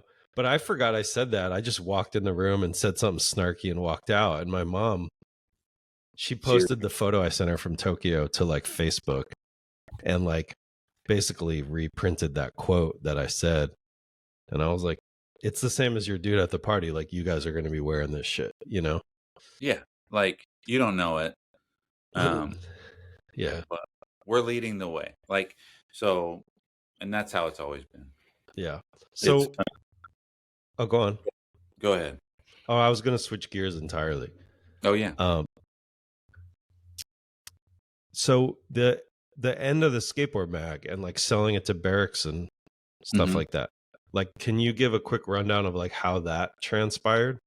Because I remember, so if I go back to like 2010 ish, you know, I've been writing for you guys for like 5 years. Maybe we're in 2011. But you know, the mag's getting smaller. Yeah. The size format, I think, changed. Like, I'm getting less work. Like, me and Naraka are texting, like, are you getting articles? Oh, I got like one, you know what I mean? Yeah. And obviously, print's changing, digital's taking over, social media's taking over, advertisers, budgets, whatever, recessions, you know. But so what was the end of the Skateboard Mag like, and you know, what transpired, like, you know, it moving over to Berrics, and then I don't think you carried over to Berrics. I did for a little bit, or so, it was brief, right? Very brief. That they so it was shrinking, and we weren't, there was no way to kind of, it was a nosedive, and we weren't able to pull up out of it. You know, that model, it worked before there was other ways to communicate for companies, and people were making videos, and this is not a diss on anyone. This is just how the evolution of it was going, and through their own the production of their own material on websites and in videos, you know, they were able to reach a lot of people, and it was kind of what the consumer wanted. And I think it was even, you know, right after 2008, there was a kind of a big economic downturn nationally. And, you know, people who had been spending $5,000, $8,000, $10,000 on advertising just in one magazine, they looked at their ledger and they're like, well, if we don't advertise this month, we can stay in business. Or if we don't advertise this month, we can make a production run and put out a bunch of product and sell it. Yeah. And if people don't remember, like, that there was an era, like mid maybe early, like late 90s through 2010ish, where there was like 4-page shoe ads and huge, you know, 4-page apparel ads and 2-page truck ad. You know what I mean? Like, now everything's like, the biggest you see is 2 pages, and it's, you know, it's maybe Nike or somebody, you know what I mean? Right. Or it was huge. It was so big. It was crazy. Like, because, you know, somebody like World or somebody like Tumieto or somebody with like, or like Soltec, you know, with multiple brands under one umbrella, they do that with all their brands. Yeah, exactly. So it just would be massive. And I mean, it was awesome. Everyone was doing good. Skateboarding was growing. And I mean, what a cool time to be a part of it. So it was literally like the disappearance of ad spends. It was, you know, maybe sort of kicked off by that 2008 downturn, but within a few years, it was shrinking and shrinking, and it was not easy to sell an ad. I wasn't doing it, but the people who were doing it on our behalf weren't able to. I didn't have an answer for changing or how to make it happen, or like some forecast on like, well, once we get past this thing, these people it was just like, well, I can't sell an ad. And and back then too, I'll just add, like, coming from the brand side, because I was there while I was writing, a lot of people were just doing ads out of like, oh, we have to support the magazine. Like Yeah. it wasn't even there wasn't even a definitive return, you know, that there wasn't. Yep. And that's a And it huge was, thing too. yeah. Yeah. So There's no way to really, back at TransWorld and when the buying and selling was happening of publications, there were whole companies, like third-party companies, based on trying to come up with numbers. Yeah, like pass along values and right, like how many people distribution saw the mag. numbers, and hocus pocus, Mm-hmm. all fucking made up. There may have been some science to it, but it was then you were plugging numbers into an algorithm and being like, this means it's passed along to so many people, and this is well, this is I the remember number. I remember for the first time learning that Rocco was giving Big Brother to skate shops for free because it upped the circulation and the eyes, and that was more pleasing to advertisers. And I was just like, that was probably the first thing I learned about publishing. You know what I mean? Right. I was like wow. Yeah. And but the first thing I learned that was brilliant. like that was like at TransWorld. This was like right when I got there, and I think they stopped doing this pretty soon because it was expensive. But if they had huge circulation back then, 175,000 to 200,000 a month, and if they printed, this sounds so crazy and backwards, but if they printed more, so let's say normally they would print 200,000 and they sell 175,000. And I think this was some scam with the printers and like that whole mafia organization and newsstand. But it was like, well, you sell 80% of what you print. So if you print, this is exaggerated, but if you print double and you sell 80% of that, you're going to sell a lot more magazines. And it's like, that's going to work? Like, well, we'll make it work. Or like if you print double and you sell 70, your percentage goes lower, you're still selling more magazines than you sold before. It's like, what?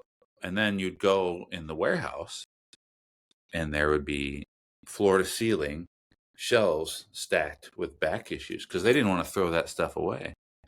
So it was such a weird backward time. And I know this isn't something that they came up for skateboard magazines. This is how the magazine industry was run. So very different thing. But Rocco and lots of people, everyone who was making magazines at that time, discovered like the distributors and the shops and anyone who was filling orders, like that was a number to kind of be able to turn around and give to an advertiser.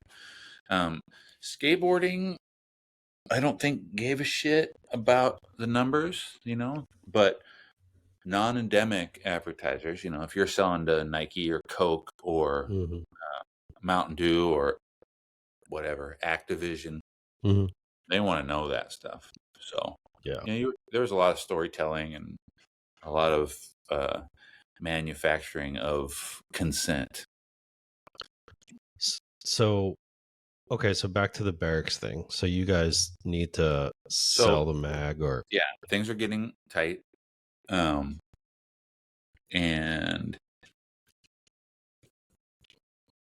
Steve Berra was our friend, and the Berrics was cranking. The Berrics for a really long time. So they had the video component and the online component, and we didn't really. We had the magazine component, and I think the thought was both like a sales pitch to him, but also like him sort of justifying it. It's like, well, I'll have both these things. TransWorld was doing pretty good with both. Thrasher was killing it with both, and I think it was a maneuver to try and compete. So we worked on it for a long time, trying to sell it, and we finally did. And it was like, okay, we're gonna change some things here, and we're gonna do things a little differently. And I worked on it maybe 2 or 3 issues after the sale, and then another friend of mine, who worked for the Berrics at the time, Joel, said, "Hey, I'm coming to Nebraska." He's from here too. I'm coming to Nebraska so we can talk about some changes and some ways to get you help. And he was the guy that was in the Faint, right? Yeah, in the band. What did he play in the Faint? Bass. Okay. He came here and he's like, "We're firing you. We're letting you go." I was like, I knew it was something. Yeah, like why else are you coming to Nebraska? But you know, at that point, they changed. I think they ran it as the Skateboard Mag for another couple months. Then they changed it to the Berrics Mag. Oh yeah, that's right. I forgot about that. Erased the archive off the internet, erased all the social media, and then did this thing. I think maybe they did that for 2 months, or kind of stopped paying attention. Yeah, and then it was over. So I never talked to Berra about how and why, and I never talked to Swift about how and why. I did talk to Grant a little bit here and there, and Aku and Atiba, and they were kind of there during all that chaos. But it's weird when so the sale of the magazine. I've heard a million different stories about this, but it wasn't like they handed over a check. Like, here's the total amount for what we're buying the magazine for. Did you have ownership of the mag? Yeah. Or partial ownership? Yeah. Right. It was split up between 7 of us. And so they were like, well, we'll just pay whatever the percentage is a month. So we were getting these checks for a while, and then the checks just stopped. And it was like, well, they're not going to pay. I don't even know that they're not going to make the payments anymore. I was like, why? What do you mean? Like, don't we have kind of an agreement? And they're like, well, yeah, but they were trying to make some sort of deal with some sort of like soft drink company, and it didn't work, so they're done. I was like, well, what does that have to do with like our agreement? Like, no. And I think we came to the conclusion like that we could have done something like take it to court. And then, but also you're like, I don't want to go to court to get money out of my friends, but also like, fuck, why do I have to even think about this? And then the conclusion we came to is like, it would cost more to go to court than it would to get our money back. So we're like, all right, whatever, that sucks. And then I'm trying to think of how it went down, but eventually people were not getting paid for the work they were doing, and all the mythology you hear about over there, but like they just put it to bed. It was hard because it was a rude awakening for me.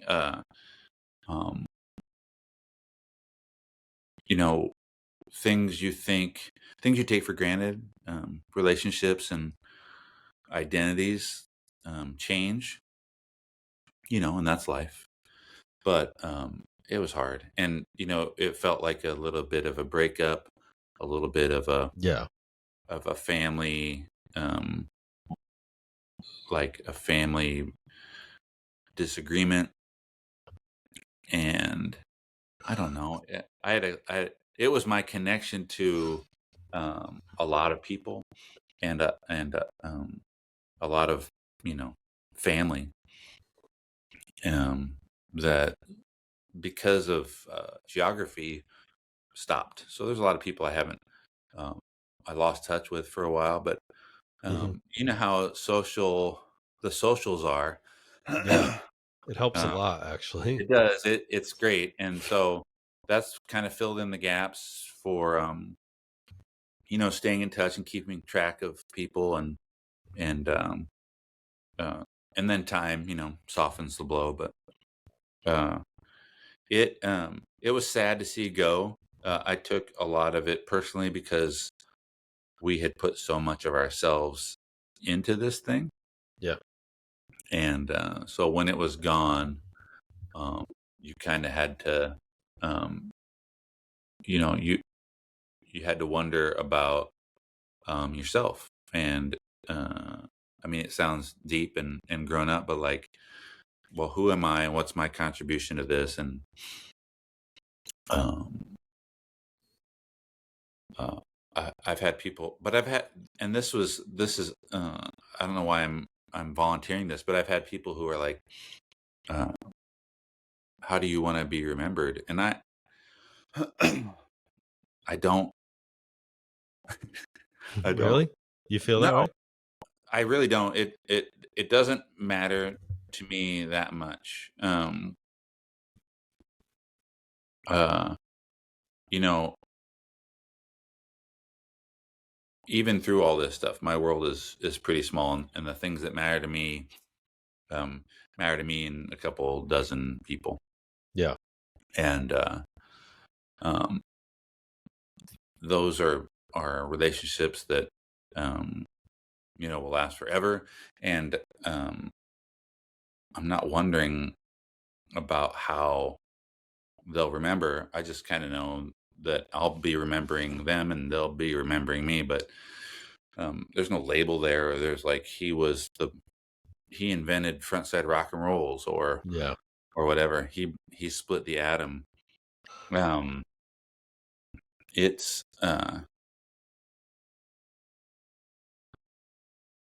yeah, it's I had to kind of fight with that for a little while. Like, um, lots of, oh yeah, what about this and what about that? A lot of things that came along with being part of a big media engine, um, that I took for granted and kind of thought that they were because of me.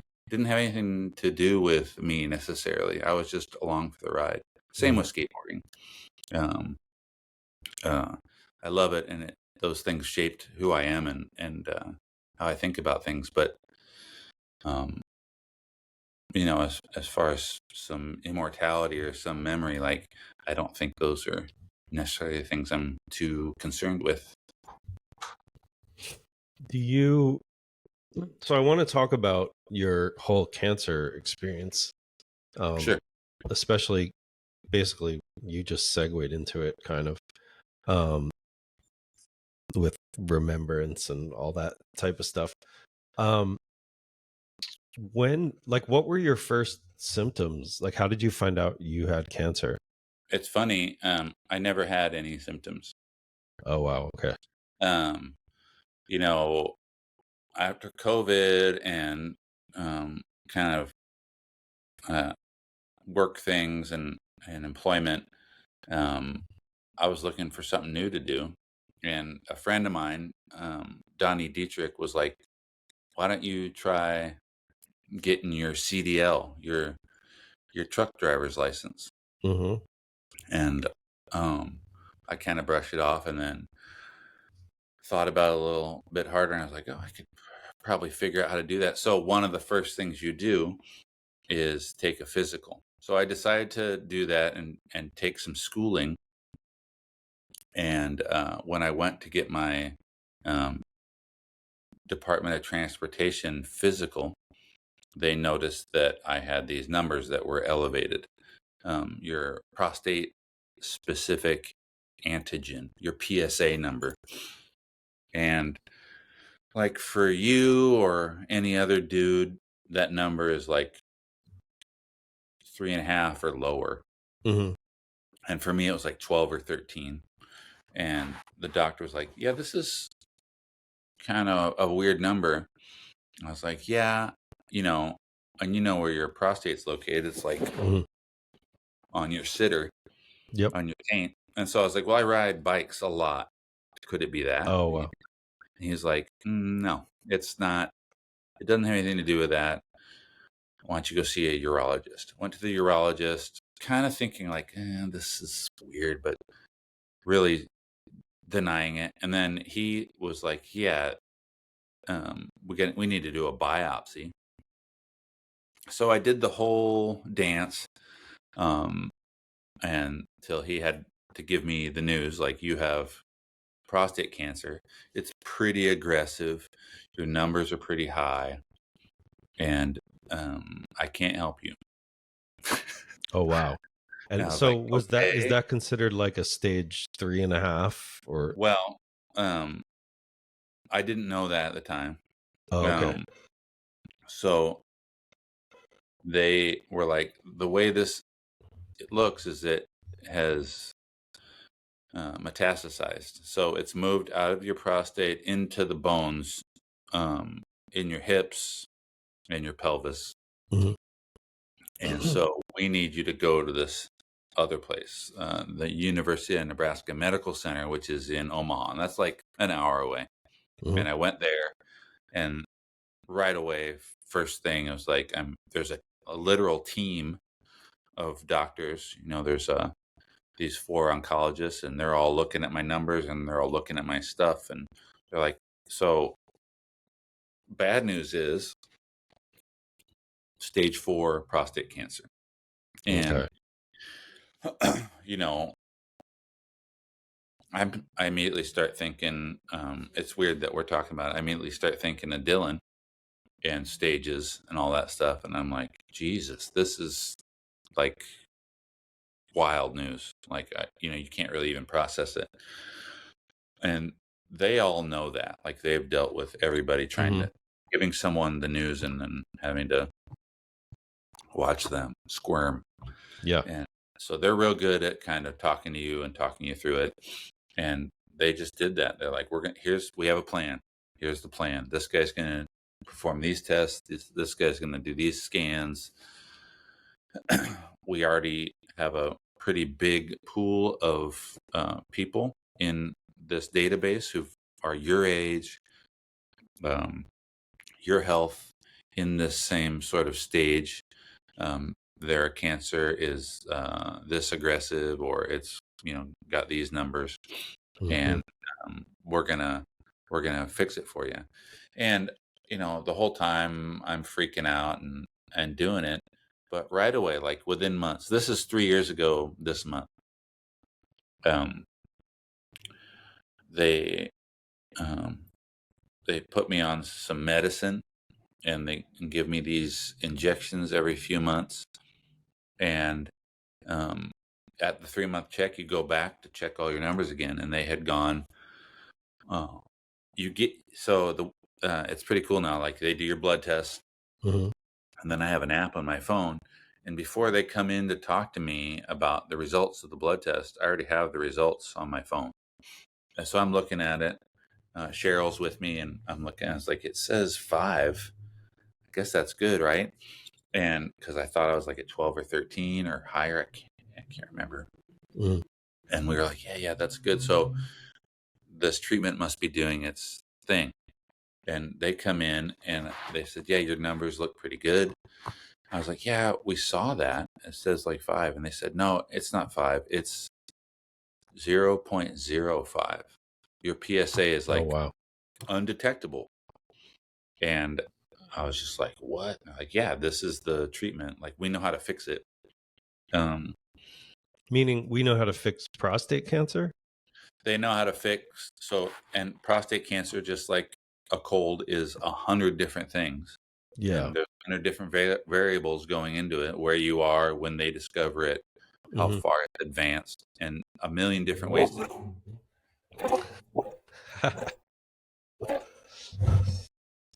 Flynn, there's a dog. Another That's all dog right. across the street. There's been a dog, I think, in every interview I've done so far, so we might as well. It'll be a theme. Guess the breed. What kind of dog was it? Plus, I have mine pitter pattering around. Or what kind of dog is he barking at? Can you guess? Yeah, is a mailman, a UPS man. So wait. Let me back up 1 second. Sure. Prostate cancer usually is genetic, or are there behaviors that it's probably more likely, I mean, that it's environmental. Okay. But it, just like anything, it's hard to reverse engineer it. Like, how did you get this? Yeah, of course. And it's not as straightforward as like, oh, I smoked and I have lung cancer. Exactly. Yeah.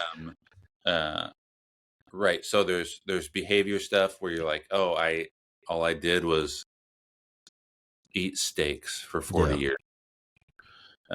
It's not that. That can do things to you that cause certain diseases. Yeah. So I'm only asking this stuff because just in the informative sense, like, were you a guy who didn't really go to the doctor a lot? No, I did go to the doctor a lot because and they didn't find it. No, I'm the kind of skateboarder that gets injured and breaks wrists and tears ACLs and has surgeries and they never found it until I went to get my. But they say men a lot of times are so bad about regular checkups and stuff that's what I mean. It happened to my father. He was diagnosed with esophageal cancer. Oh, that's what Thanksgiving of 2000, and he was dead by September 2001. Yeah, and it had probably been in there, like doing its thing for years. Yeah, like had he been going to the doctor every year, maybe they would have found it 7 years prior, and he'd still be here. Yeah. So I'm just asking because I don't know. You know what I mean? Like people could learn. There's a lot of men our age in skateboarding now who need their prostates checked. So and their colons. Yeah. Just gonna get right in there. Yeah. But wait, okay, so we were saying you were saying they were able to it's common that they're able to fix it now with my situation. Yeah. It is. That's amazing for a stage 4. It wasn't even 12 years ago. It wasn't. Wow. So, and I don't know when they made these discoveries or how they were able to turn the discoveries into a protocol, but the thing that feeds prostate cancer is testosterone. And what does that mean? You're like a very high testosterone male? It doesn't. You're so manly.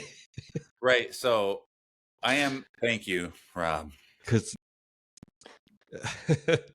it's because I'm manly. No, it just happens to be that through all the factors and my testosterone, that it had enough fuel to grow, and accidentally caught it. And so by giving me a shot of this stuff, it's called Lupron, I believe, and then I take these pills every day that are called, you ready for this? Abiraterone. Wow. I won't ask you to spell it. But the combination of that arrests my production of testosterone. So you're on that now? Yep. What you're saying? Yeah. And the treatment was radiation? So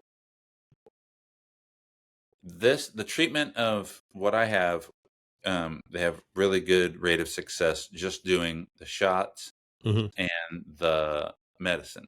Oh, wow. The medicine, that's amazing. The pills have, this is like the newest iteration of the pills. There used to be another one a decade ago, and I don't know the name of it, that was a little more caveman. Like it was a little more like giant club over the problem and just beating it to death. This one is it's a little more subtle, and what they found is that it's even more effective for whatever reason. Some reason I don't fully understand. And they right away they were like, we want you to be a part of a clinical trial. And I didn't know what that meant. And they said, all our data we have suggests that with the old medicine, we had a pretty good success rate. Now with the new and with the old medicine and radiation, we had a really good success rate. So the way I explained it is like the old medicine and the radiation. Let's see, the old medicine would get you to, you're trying to get to a 10. It would get you to 8. And with the radiation, it would get you to 8.5. And that's awesome. And because before it was a death sentence. And now they have this new medicine. And so the new medicine already gets you to a 9. And we want to see if we do the new medicine with a course of radiation, if it gets you to a 10 or a 12, or if it just 9 is the top. And so once I got a few months into it, I did this course of radiation, and it was easy. It was short. I was kind of wrecked for about a week afterward. So there was like a few days where I felt normal, and then like it smashed me. How does the radiation work? Like, do they aim it at your specific? They aim it at your prostate, very like specific, like right in there. And is it like one of those X-ray machines at the dentist or something? I have no idea. So, and it may have changed in the last couple of years, but it was like, you know, when you get like a CT scan or kind of lay on a table, and a machine moves around you. Yeah. It was like that. So wearing all this coverage and the stuff to protect the rest of my body, and then they're blasting me every day for like a week, and that was it. And I won't know the results of that ever. This is duty now for the future. This is for someone else to pull data from it and either, you know, prescribe this treatment and this protocol to somebody else, or you know, be able to work on new treatments and new protocols based on these numbers they had. Hold on one second, Rob. Yeah.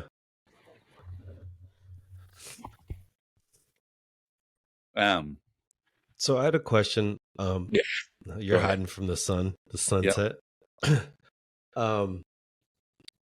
Now I forgot my question. Oh, so where I'm trying to understand where you are now. Are you still are you still stage 4, but your cancer is like dormant?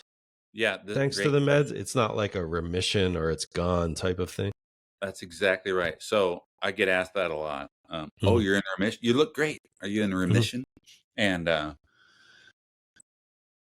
because the cancer moved, and it's in so many places in my pelvis and in my hips, they can't do anything. They can't extract it. There's no way to radiate it. That happened to my father. So like I get, like, it went to his lymph system, so it was everywhere. Right. So I'm always going to have cancer. But they are, through these treatments, they're able to stop it. They're able to stop the fuel source. Oh, okay. Now because they're able to stop the fuel source, the cancer has stopped growing, stopped moving, and it's kind of crystallized actually and shrank a little bit because it doesn't have that fuel source. Wow. And do they know what What happens to a cancer that is just dormant? Does it do they know if it eventually, like you're saying, it crystallized, like it obviously morphs in some way? A little bit. Do they have any belief that it dies off it because it has no food, or does it just? I think it's like they Or the is way it like they've when you explained it to freeze me a bumblebee? more than once, they've explained it to me that it it won't go away. I'll have it Got it. forever. In a decade. So I have a friend whose dad died of this not long ago. Yeah. He was talking to me about it, and he's like, they didn't have any of that stuff for him. Mm-hmm. So, and he was just amazed to hear about it. Like, that's so great. I'm definitely not taking it for granted, but also I didn't know anything about it beforehand. I'm living in this reality where this thing is available to me. Super lucky. Yeah, I'm wondering, as you're talking, I'm wondering, like, they were never able to cure HIV or AIDS, right? But they figured out how to just freeze it and stop it where it is, right? And I never thought of that being an option for cancer, but that sounds like what is happening with your situation. It sounds similar to what you're talking about. Yeah.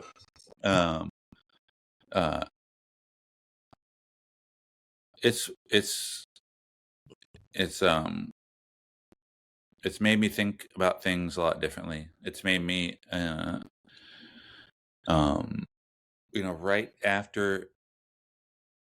right before I was diagnosed, a friend of mine was diagnosed with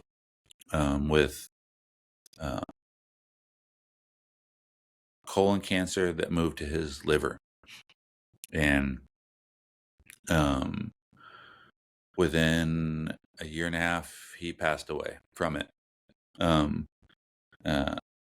My brother, Pat, has colon cancer that's moved to his liver. And he's been able to fight through a bunch of rounds of treatment and some new treatments that didn't exist a few years ago. And his numbers have gone up and down and up and down, and he's been in remission. It's come back. But his diagnosis, I think, was 7 years ago. And he had symptoms, didn't feel good, and went in there for all that stuff. So these things are all different. The cancer that happens in your esophagus or in your lungs or in your colon or lymphoma, these are all different. They call them all cancer, but they're none of them are necessarily related, and you can't use the same treatments for one that you use for the other. Even with my cancer, what works for me isn't going to work for someone else. They're going to be in a different place in their history, or they're going to have genetic things that keep them from reacting positively to protocols and treatments. But just information wise, people wonder all the time, ask all the time, like, well, how do I know? How did you find out? How do I find out? And it's kind of the drumbeat that we've all heard for the last 20 or so years is get tested. So when you go to get a physical with your doctor once a year, they weigh you and they measure how tall you are, and they ask you questions, and they touch your throat and make you cough and do all that stuff. And they take blood. And when they take blood, they can always get a PSA number, which is a measurement of your prostate specific antigen. That's how they know how I'm doing today. So every 3 months, I go get a blood draw. They run those tests and they look at the numbers. The number they use to sort of manage it, monitor it, is that number. And it's stayed below detectable the whole time, luckily. Wow. Can you go through go on. No, but there's a chance that between now and the next 3 months, I go back and they're like, your numbers are up, and we have to figure it out then. But for now, in the last 3 years, That's been it. Wow, that's amazing. Yeah. I'm wondering if you could run through like the emotional journey of like getting that news for the first time and having a doctor be like, nothing I can do, which has got to Yeah. be like the worst feeling thing ever So to we get where you bad. are now. Yeah. We get bad news all the time. And, you know, it's become a cliche, but like skateboarders slam and then they get up. And I guess I must have learned something from that. You just try and deal with the shit that presents itself to you and figure out what your next move is. Um, and I hope I can continue to do that. So when, it was like one of those 2-week periods where you're just getting like bad news, bad news. Here's some more bad news to go with the other bad news you had. And I didn't know what to do. I'd never had any experience with it. The sort of 3% separation from other people's bad experiences. You never hear about the successes. You hear about people dying, people we know, and people we're close to, or people, like, oh, Rob knows somebody whose friend had it, and this is what happened. And, when they first are like, this number's high, you're like, okay, it can't be really anything. And then you go get a biopsy, and they're like, it's something.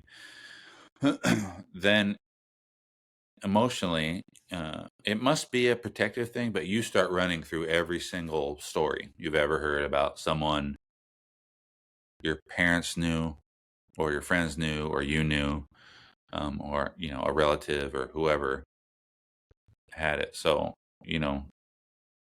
and none of it. There's You're not trying to come up with the success stories. Your brain just goes straight to like the end, and Wow.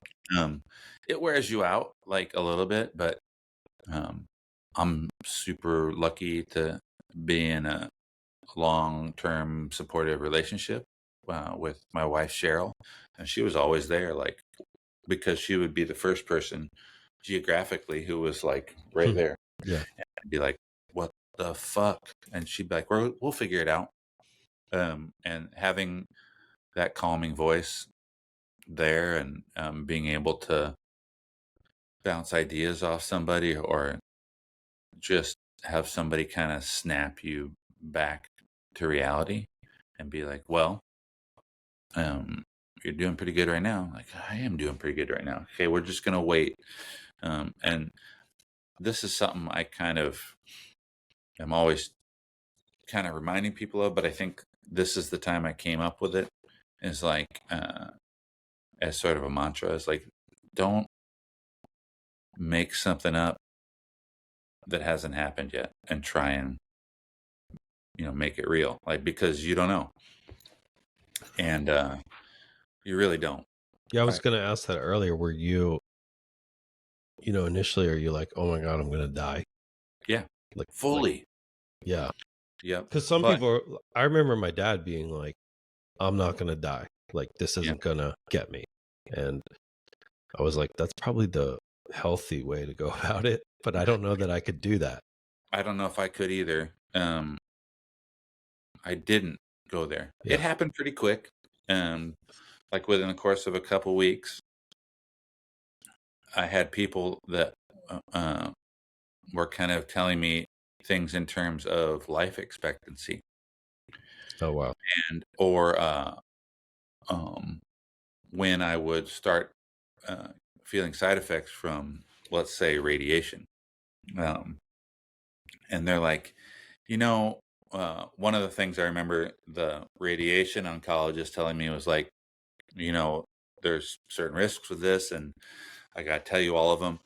But, I don't see that with someone your age, someone in your shape. I think that you may see some side effects from this radiation, in 25 or 30 years. Oh, And no okay. one had really put a number on anything, but real quick, you do the math and you're like, oh, cool, like 75, 80? That's probably what I was thinking about before. So, there's been parts, there's been things that can throw me out of like that reality real quick. Reading something about prostate cancer and someone else's experience with it, having someone else I know go through some crazy disease that takes them out of commission or kills them. And I don't know. It's just kind of part of the story now, It was really scary when I first got the news, and you were asking about that. I think being able to have a bunch of big brains that I liked their personalities and their approach to communicating with me about cancer and their expertise with it. It put me at ease real quick. I was super lucky just to have doctors that I liked how they told the story. That calmed my brain down. And that they were able to back it up with like results was like, okay, cool. Like, I think I can kind of get through. And then it's, the only side effects I've had are from kind of some of the medicines. So some things that you would, I've had I get hot flashes. So like no testosterone in my body at all. So it's like menopause, no hormone, menopause. And so I'll just start getting super sweaty and hot. I'm like, okay. And it happens dozens of times. And, which is no big deal. Like during like a day? Yeah. Oh, wow. And most of the time, most of the time, skating and riding bikes and doing stuff physical, like you're kind of hot and sweaty anyway. So you don't notice it. But at night, it wakes you up. Yeah. So I wake up 5 or 6 times a night. And if I know I can always go back to sleep, but sometimes my brain starts doing that thing it does in the middle of the night. And so I'll have to like come up with some tricks, counting sheep, or literally I was like, what if I try counting sheep or whatever? It works. It works great. You're just kind of like taking your weird monkey brain out of the equation. Like, don't start thinking about everything right now and go back to sleep. But I think about skateboarding when I can't sleep. I do too. Like the physical act of like doing like, here's how I do a tray flip or something. Like, okay, where do you? I think about skating certain places. Oh, that's interesting. No, I'm concentrating on like the technicalities of like executing a trick, and it's usually a flip trick, and it's like it takes up enough brain power. Well, and I love it, right? Yeah. So it's positive. Like the same thing. If I go to sleep thinking about if I can't sleep and I think about my dog as a puppy or something, I'll fall asleep. That's great. Yeah. So it's the same thing. Like I think of like how it feels to do a perfect tray flip or something like that. Something that I'm familiar with.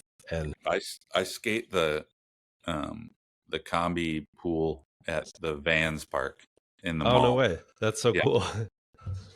Yeah. So it's like something that makes you happy helps you fall asleep essentially. And it takes you off of like the fucking vortex and puts you on one singular thing, and it's a little easier. So hiding from that.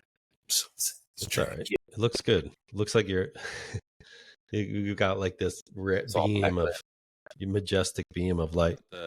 So no joke though, when it comes to like 11 weeks, I'm supposed to go to the doctor at 12 weeks. I do think about like, shit, I hope everything's cool, because there was no indication of any illness before, and there isn't now. Yeah, like you So weren't feeling any side effects or symptoms or anything. no, I And you were a wasn't. stage 4 cancer. Yeah, totally lucky, and like a total weird chance. Wow. Like having somebody not having work to do, having somebody suggest something to do, kind of taking it to the limit. Like, okay, here's what I need to do to make this happen, and magic, like total coincidence. Real lucky. Yeah, that was So that's it, what a little public service announcement. yeah. It's so easy. I kind of mentioned it before. If you go to the doctor, ask them to give you your PSA number. It doesn't hurt, and it'll be peace of mind. You'll be like, my number's good, and then next year you can get it checked again. Also, get a colonoscopy. If you're 40 or over, just do it. I think 50 is the number when it starts being free for your on your insurance, if you have insurance. But if you don't, just kind of know that like early detection is one of the only ways you can find out about colon cancer, because by the time you have symptoms, 9 times out of 10, like it's hard to get ahead of it again. So look for get your colonoscopy ASAP. Yeah, that's good, because I was just looking at all my social and YouTube analytics, as I'm preparing to launch this show, and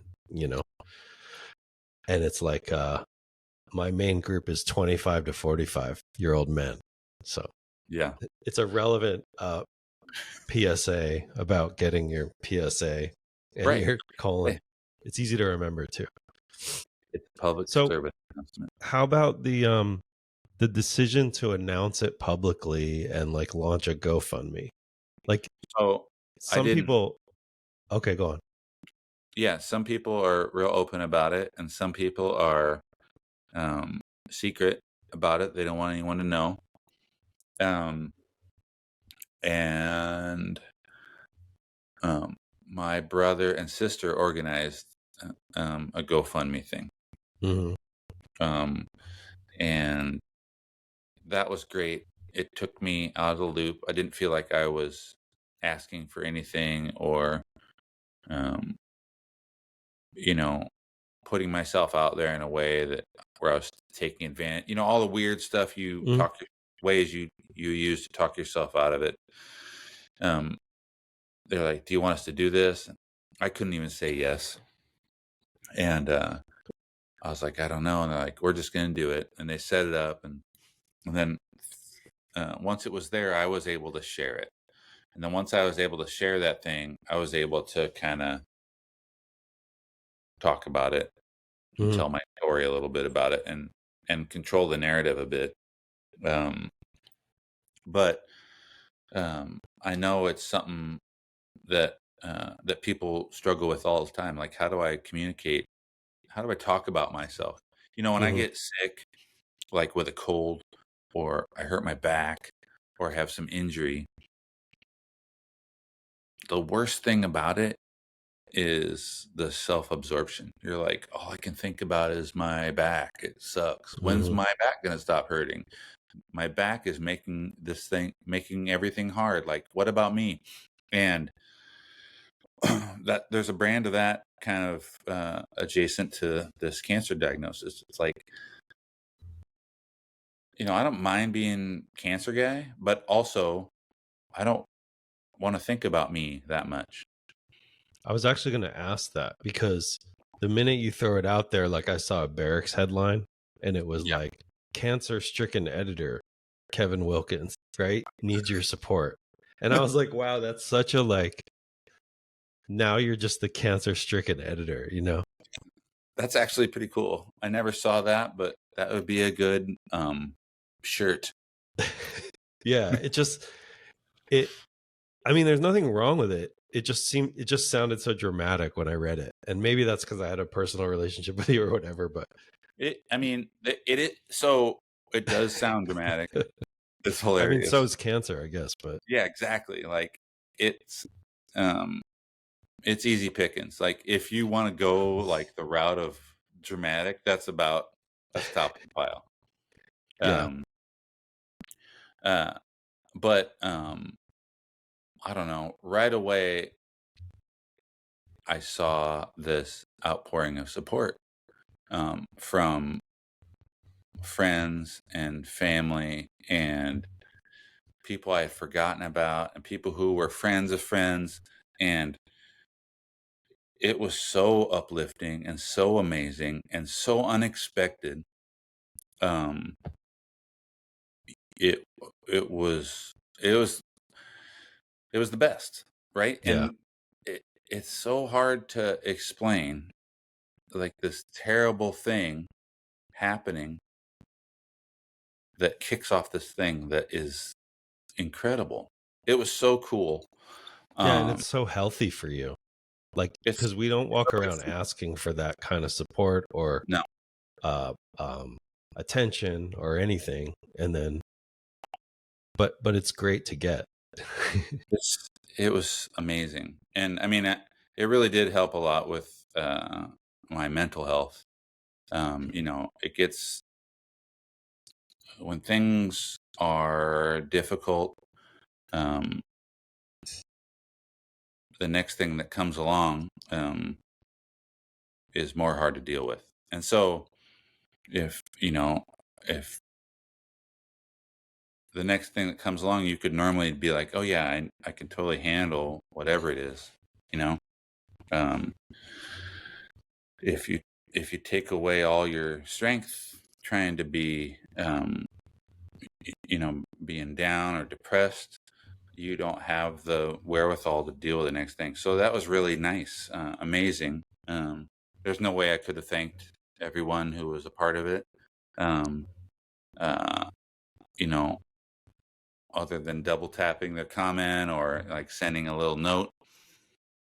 Yeah, I mean, um you had 828 donations and set over $70,000. yeah Like, it got that's so it amazing. huge, and it got us through a really rough time. I wasn't able to do anything to bring money in. um it felt like um that kind of support, like that Hollywood kind of support where, like, you know Goldilocks, like, this is perfect, this is how everyone's supposed to act. Yeah, And like imagine everyone was like this all the time. I know it's so cool. So, we talk about the healthcare system and there shouldn't be a need for this GoFundMe stuff. Yeah, The silver lining is, like, um, look at all these amazing people. I yeah. started this thing years ago called Wash. I don't know if you know about Wash. It's just a gathering.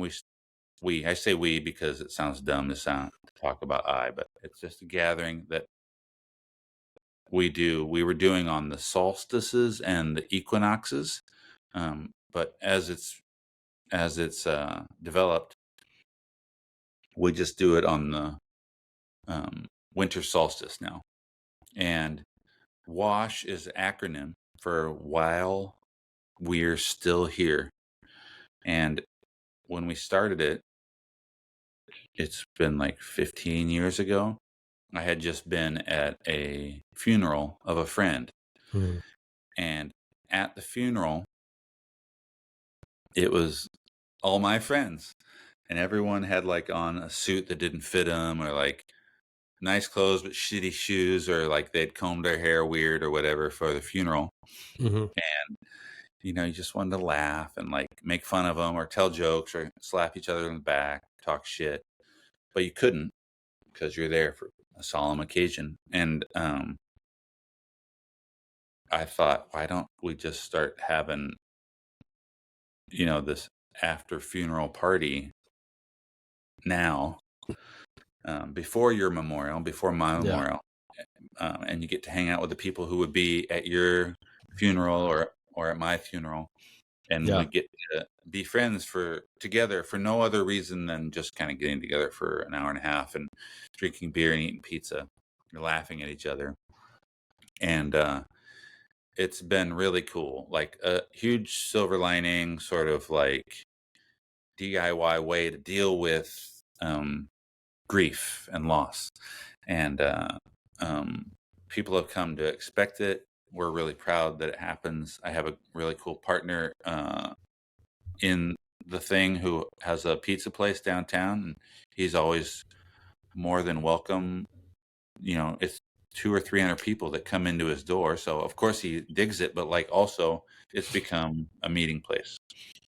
That's and rad. It's those silver linings are great. Like this GoFundMe thing is it's like another unexpected silver lining. Like what would you do if you could do something? And it's amazing. I've always tried to support those things when I see them, especially if I know the folks. Oh yeah, I always do. I just looked up to confirm before I opened my mouth. On December 1st, 2020, you donated to the Kevin Wilkins Fund, so I'm in there. Thanks, Rob. Yeah, no worries. Thank you. It was super helpful, and anyone who's kind of gone through something like this will tell you that like they couldn't have done it without that support. And the monetary thing is a no-brainer. Like, when you don't have any money and you have no money, you have no way to make that money for whatever period of time that is. That's huge. But the moral support that people gave and those positive vibes and them just saying, I love you and I miss you and I hope everything's cool. That's more important, I think. Mm-hmm. So, especially really getting it too from like, over the course of a career in the industry, there's times where you beef with people or you have breakups or weird feelings or whatever the hell happens, right? And it's like usually it's something like this that makes all of that sort of dissolve. It's right. It's another and then you hear from thing. Yeah. So you're like, I didn't like the way that ended with that guy, or she said that weird thing to me, and you're able to be like, I love you. Here's $5. I hope you're okay. It's great. It shouldn't exist. I agree. Like, but you know what? Go ahead. I was going to say, what's different though is like when you started telling me about the GoFundMe, you were saying how, and I think this is our generation. It seems weird to ask for help, ask for money, but as someone who's worked in digital and social media now, like for so long, since like 2004, I always have to remember that like the kids now or the world now thinks differently. Like nobody's looking at a GoFundMe as a panhandle. Like it's a totally normal and valid way to get through something. Yeah. So whereas you and me might be like, oh man, this is like begging for money. Right. Most people 35 and under would never even think that. They're like, dude, send me the link.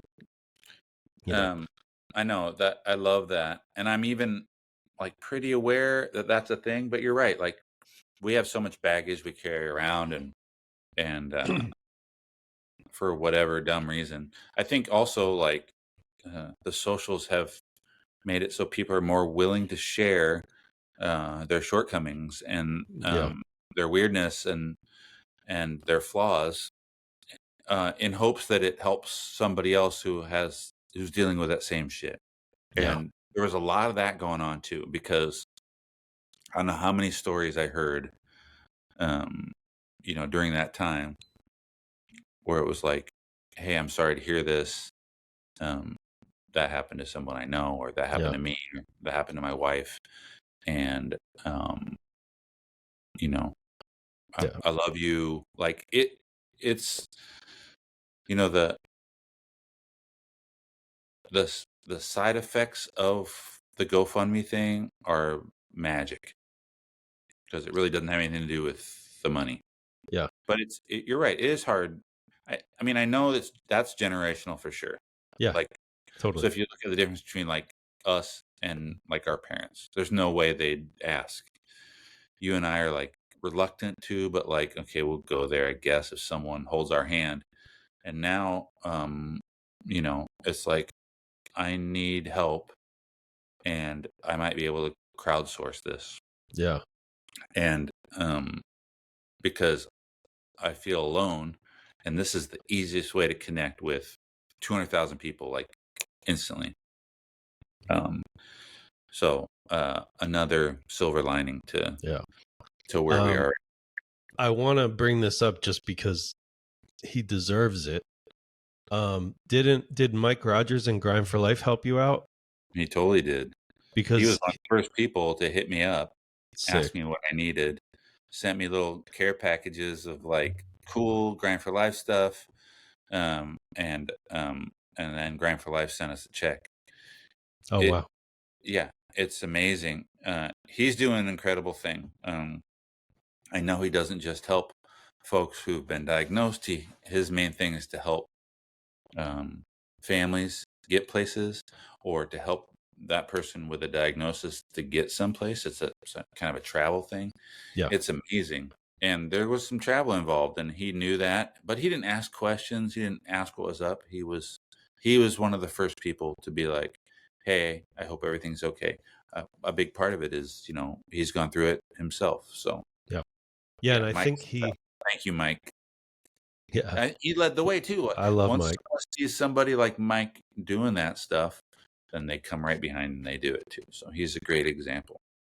Yeah, and the thing I like about Grind for Life is that there's a very specific intention that you might not know unless you went through it. Like, I think he was in Florida, but he had to keep going to New York or somewhere. Right. And the thing you don't think about is the financial strain of the travel, or not having family with you while you're going through all this, because you can't afford to stay in a hotel in New York and fly back and forth. And so I always found that really interesting, that instead of his money going to research or, whatever, it's like, no, this is like to get you from point A to point B and have somebody there with you. It's brilliant, right? It's the coolest, like, boots on the ground way that he can help somebody. I think you're exactly right. I'm sure it was born out of necessity. Like, I want to be able to help someone the way someone helped me. And the way healthcare is right now, it's not just open and running and easy. It takes a few extra steps here and there to make stuff happen. And the thing about Mike that's most amazing too, even I see this even with giant national campaigns, is Mike's longevity with Grind for Life. He's always there. He's always doing stuff. It's his calling, and I'm sure he gets the benefit from it mentally. Like, what a great way to help. But what he does is just for other people. It's amazing. Yeah. And he's always got like the best attitude and stuff too. I like that. Apart from skating, like being a total skate rat, he posts a sunrise photo every morning and then is like out skating. You know what I'm saying? Like, yeah, he's got more energy than me. And like a better attitude than all of them. He's the best. Yeah.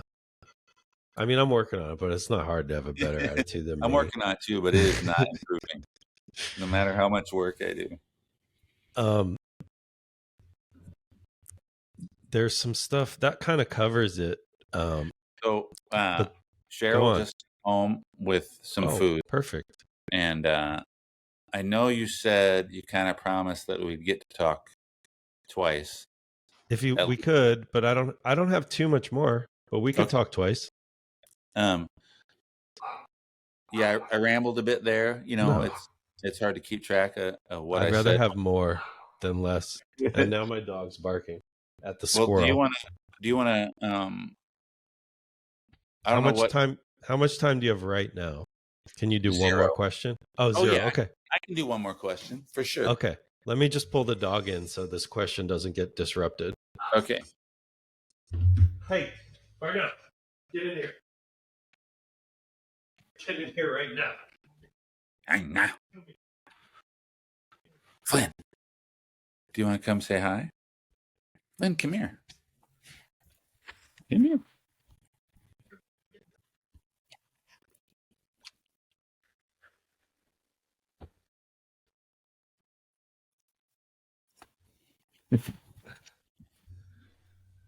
Okay. Last one. Okay. And we might not need a second discussion, but that's TBD. Okay. I'm down if you think okay. Yeah, so am I. I think it'll add a different element to the show that other things don't have. But so one thing, this is like almost a pet peeve of mine. The whole like print is dead. I miss holding a magazine in my hand. That whole lamenting of a physical copy of a magazine or book being gone. My personal feeling is like, I love that I have 300 books on my iPad and my music, and I really don't give a shit if I am turning pages in a book, right? And as a writer, my theory is like, I don't want to write for a print magazine because no one's going to see it. you know? Yeah. And I don't have any warm fuzzies about print. Like, I just want my work to get to people and to affect people or entertain people or whatever. And I'm wondering, like, your thoughts on that whole notion. Not on my opinion, but how you feel about it. No, the older you get, the more susceptible you are to nostalgia. Mm-hmm. You've just seen more stuff, and you liked stuff from before. There was good stuff that happened, and that's kind of an indication of something good in your past. There's a couple things. I think I try to think about it like Impossible Burgers. Okay. You know what I'm talking about? Mm-hmm. So you have the substitute for meat, and it's so good, and you can't even tell, and it's a great way to not consume meat, but still like scratch that itch. And it's like, well, that's fine, but you know, why, instead of trying to make this plant-based thing like something else, like meat, why don't you just eat some plants? And there's all kinds of good ways to do that, all kinds of ways to get your protein, all kinds of ways to get your carbohydrates that are really good. Like a banana is awesome. Fruits and vegetables are really good, and they don't taste like meat, but that's okay. You wouldn't try and make meat that tasted like a banana. So the print thing, coming up with some substitute for print that's going to do what print did in the age of periodicals or whatever. It's just a different playing field now, and you're not gonna.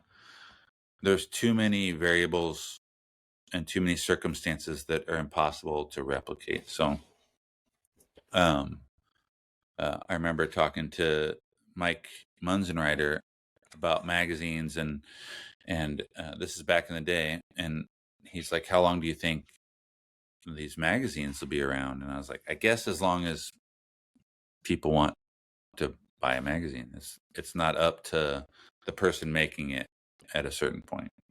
And we've switched gears. The the way we consume media now is it's 100% different. We read differently. We read at different paces and different volume.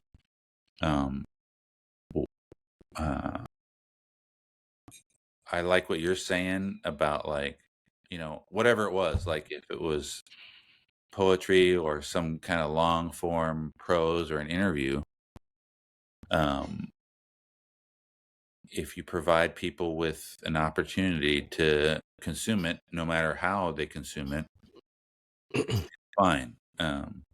It doesn't have to be on the printed page necessarily. Now, Jamie is making a really cool magazine, but he's not trying to be. It's not nostalgic, which I think is where people stumble. He's trying to make something new, whether that has to do with the content, or whether that has to do with what it's printed on, or how people consume it.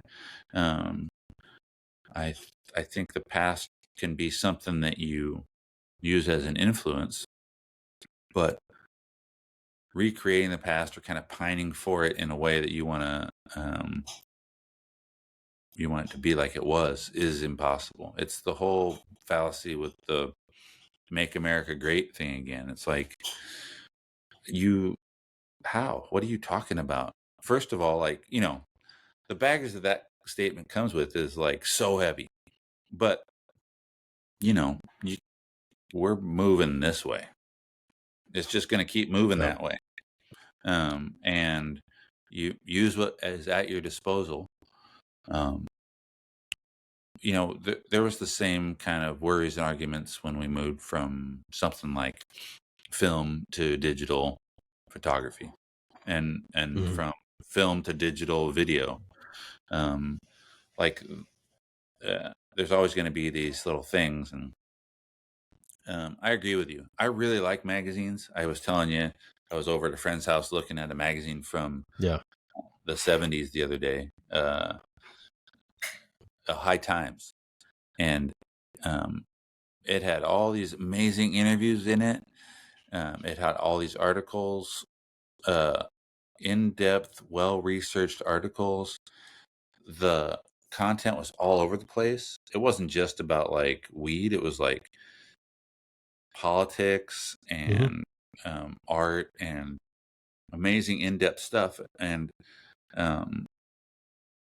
but there's no way to get back to that and do it again. Like, it's 2023. Yeah. Pick up whatever you have at your disposal and get after it. Yeah, I mean, I don't know if a lot of people are just trying to sound cool with it or whatever, but do you enjoy a book the same on your iPad or Kindle as you do if you were like holding it and flipping the pages? Because I do. If a book's good, a book's good. Right. Same with a photo or video. There's something you said, like, we're going to go talk about going back to the future. We're going to go rewatch the Talking Heads documentary. It's on this.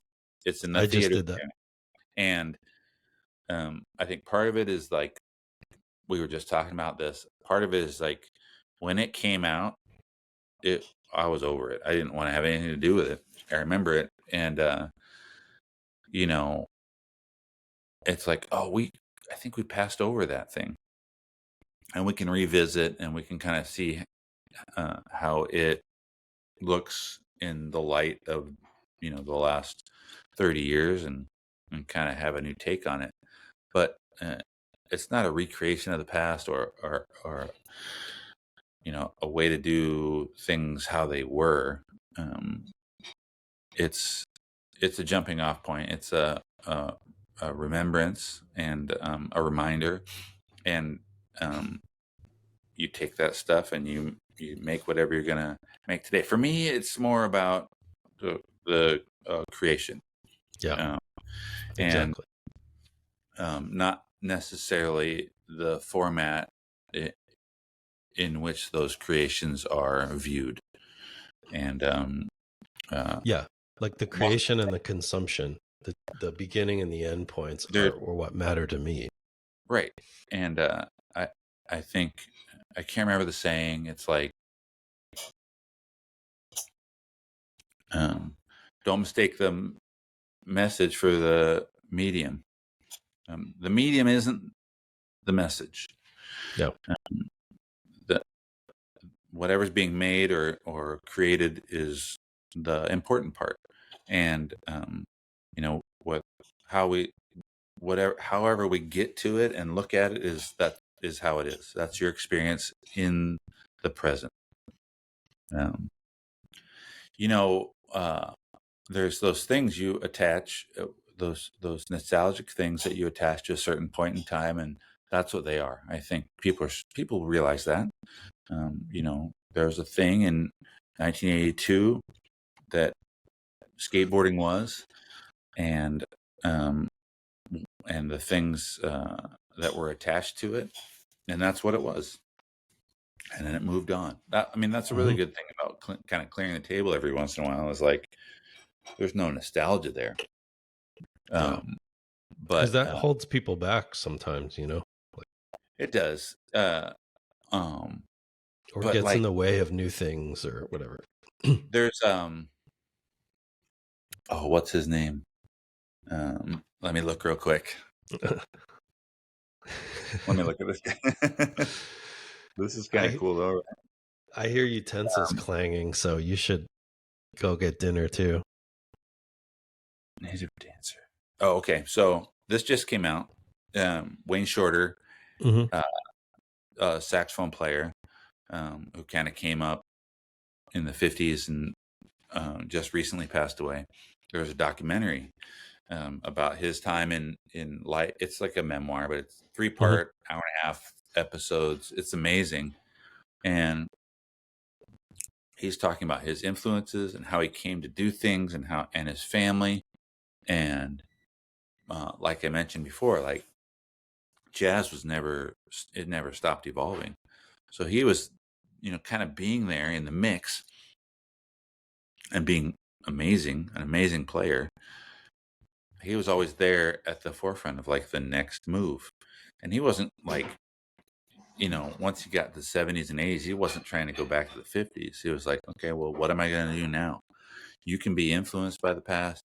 You can take your cues and draw from influences, but creation and trying to make something new out of that stuff is where it's at. Not trying to like go backward. Yep. Cool. Well, thank you for doing this. Thank you for putting me in the Skateboard Mag and giving me all that. Hell yeah. Career. Thanks for being patient with me. I talked about being a grumpy, 30-year-old adolescent, and kind of under some self-applied pressure. I was trying to figure it out, and I wasn't always the coolest guy, but you were very patient with me, and we're down to work as hard as we were. So I appreciate that. Well, you were one of the people that kept my dream job going. So thank you for that. I'm glad you're okay. And thanks. Love you and enjoy dinner. I'm thinking of me. Appreciate it. Yeah. No worries. I'll be in touch and we can talk about if we want to talk more or not.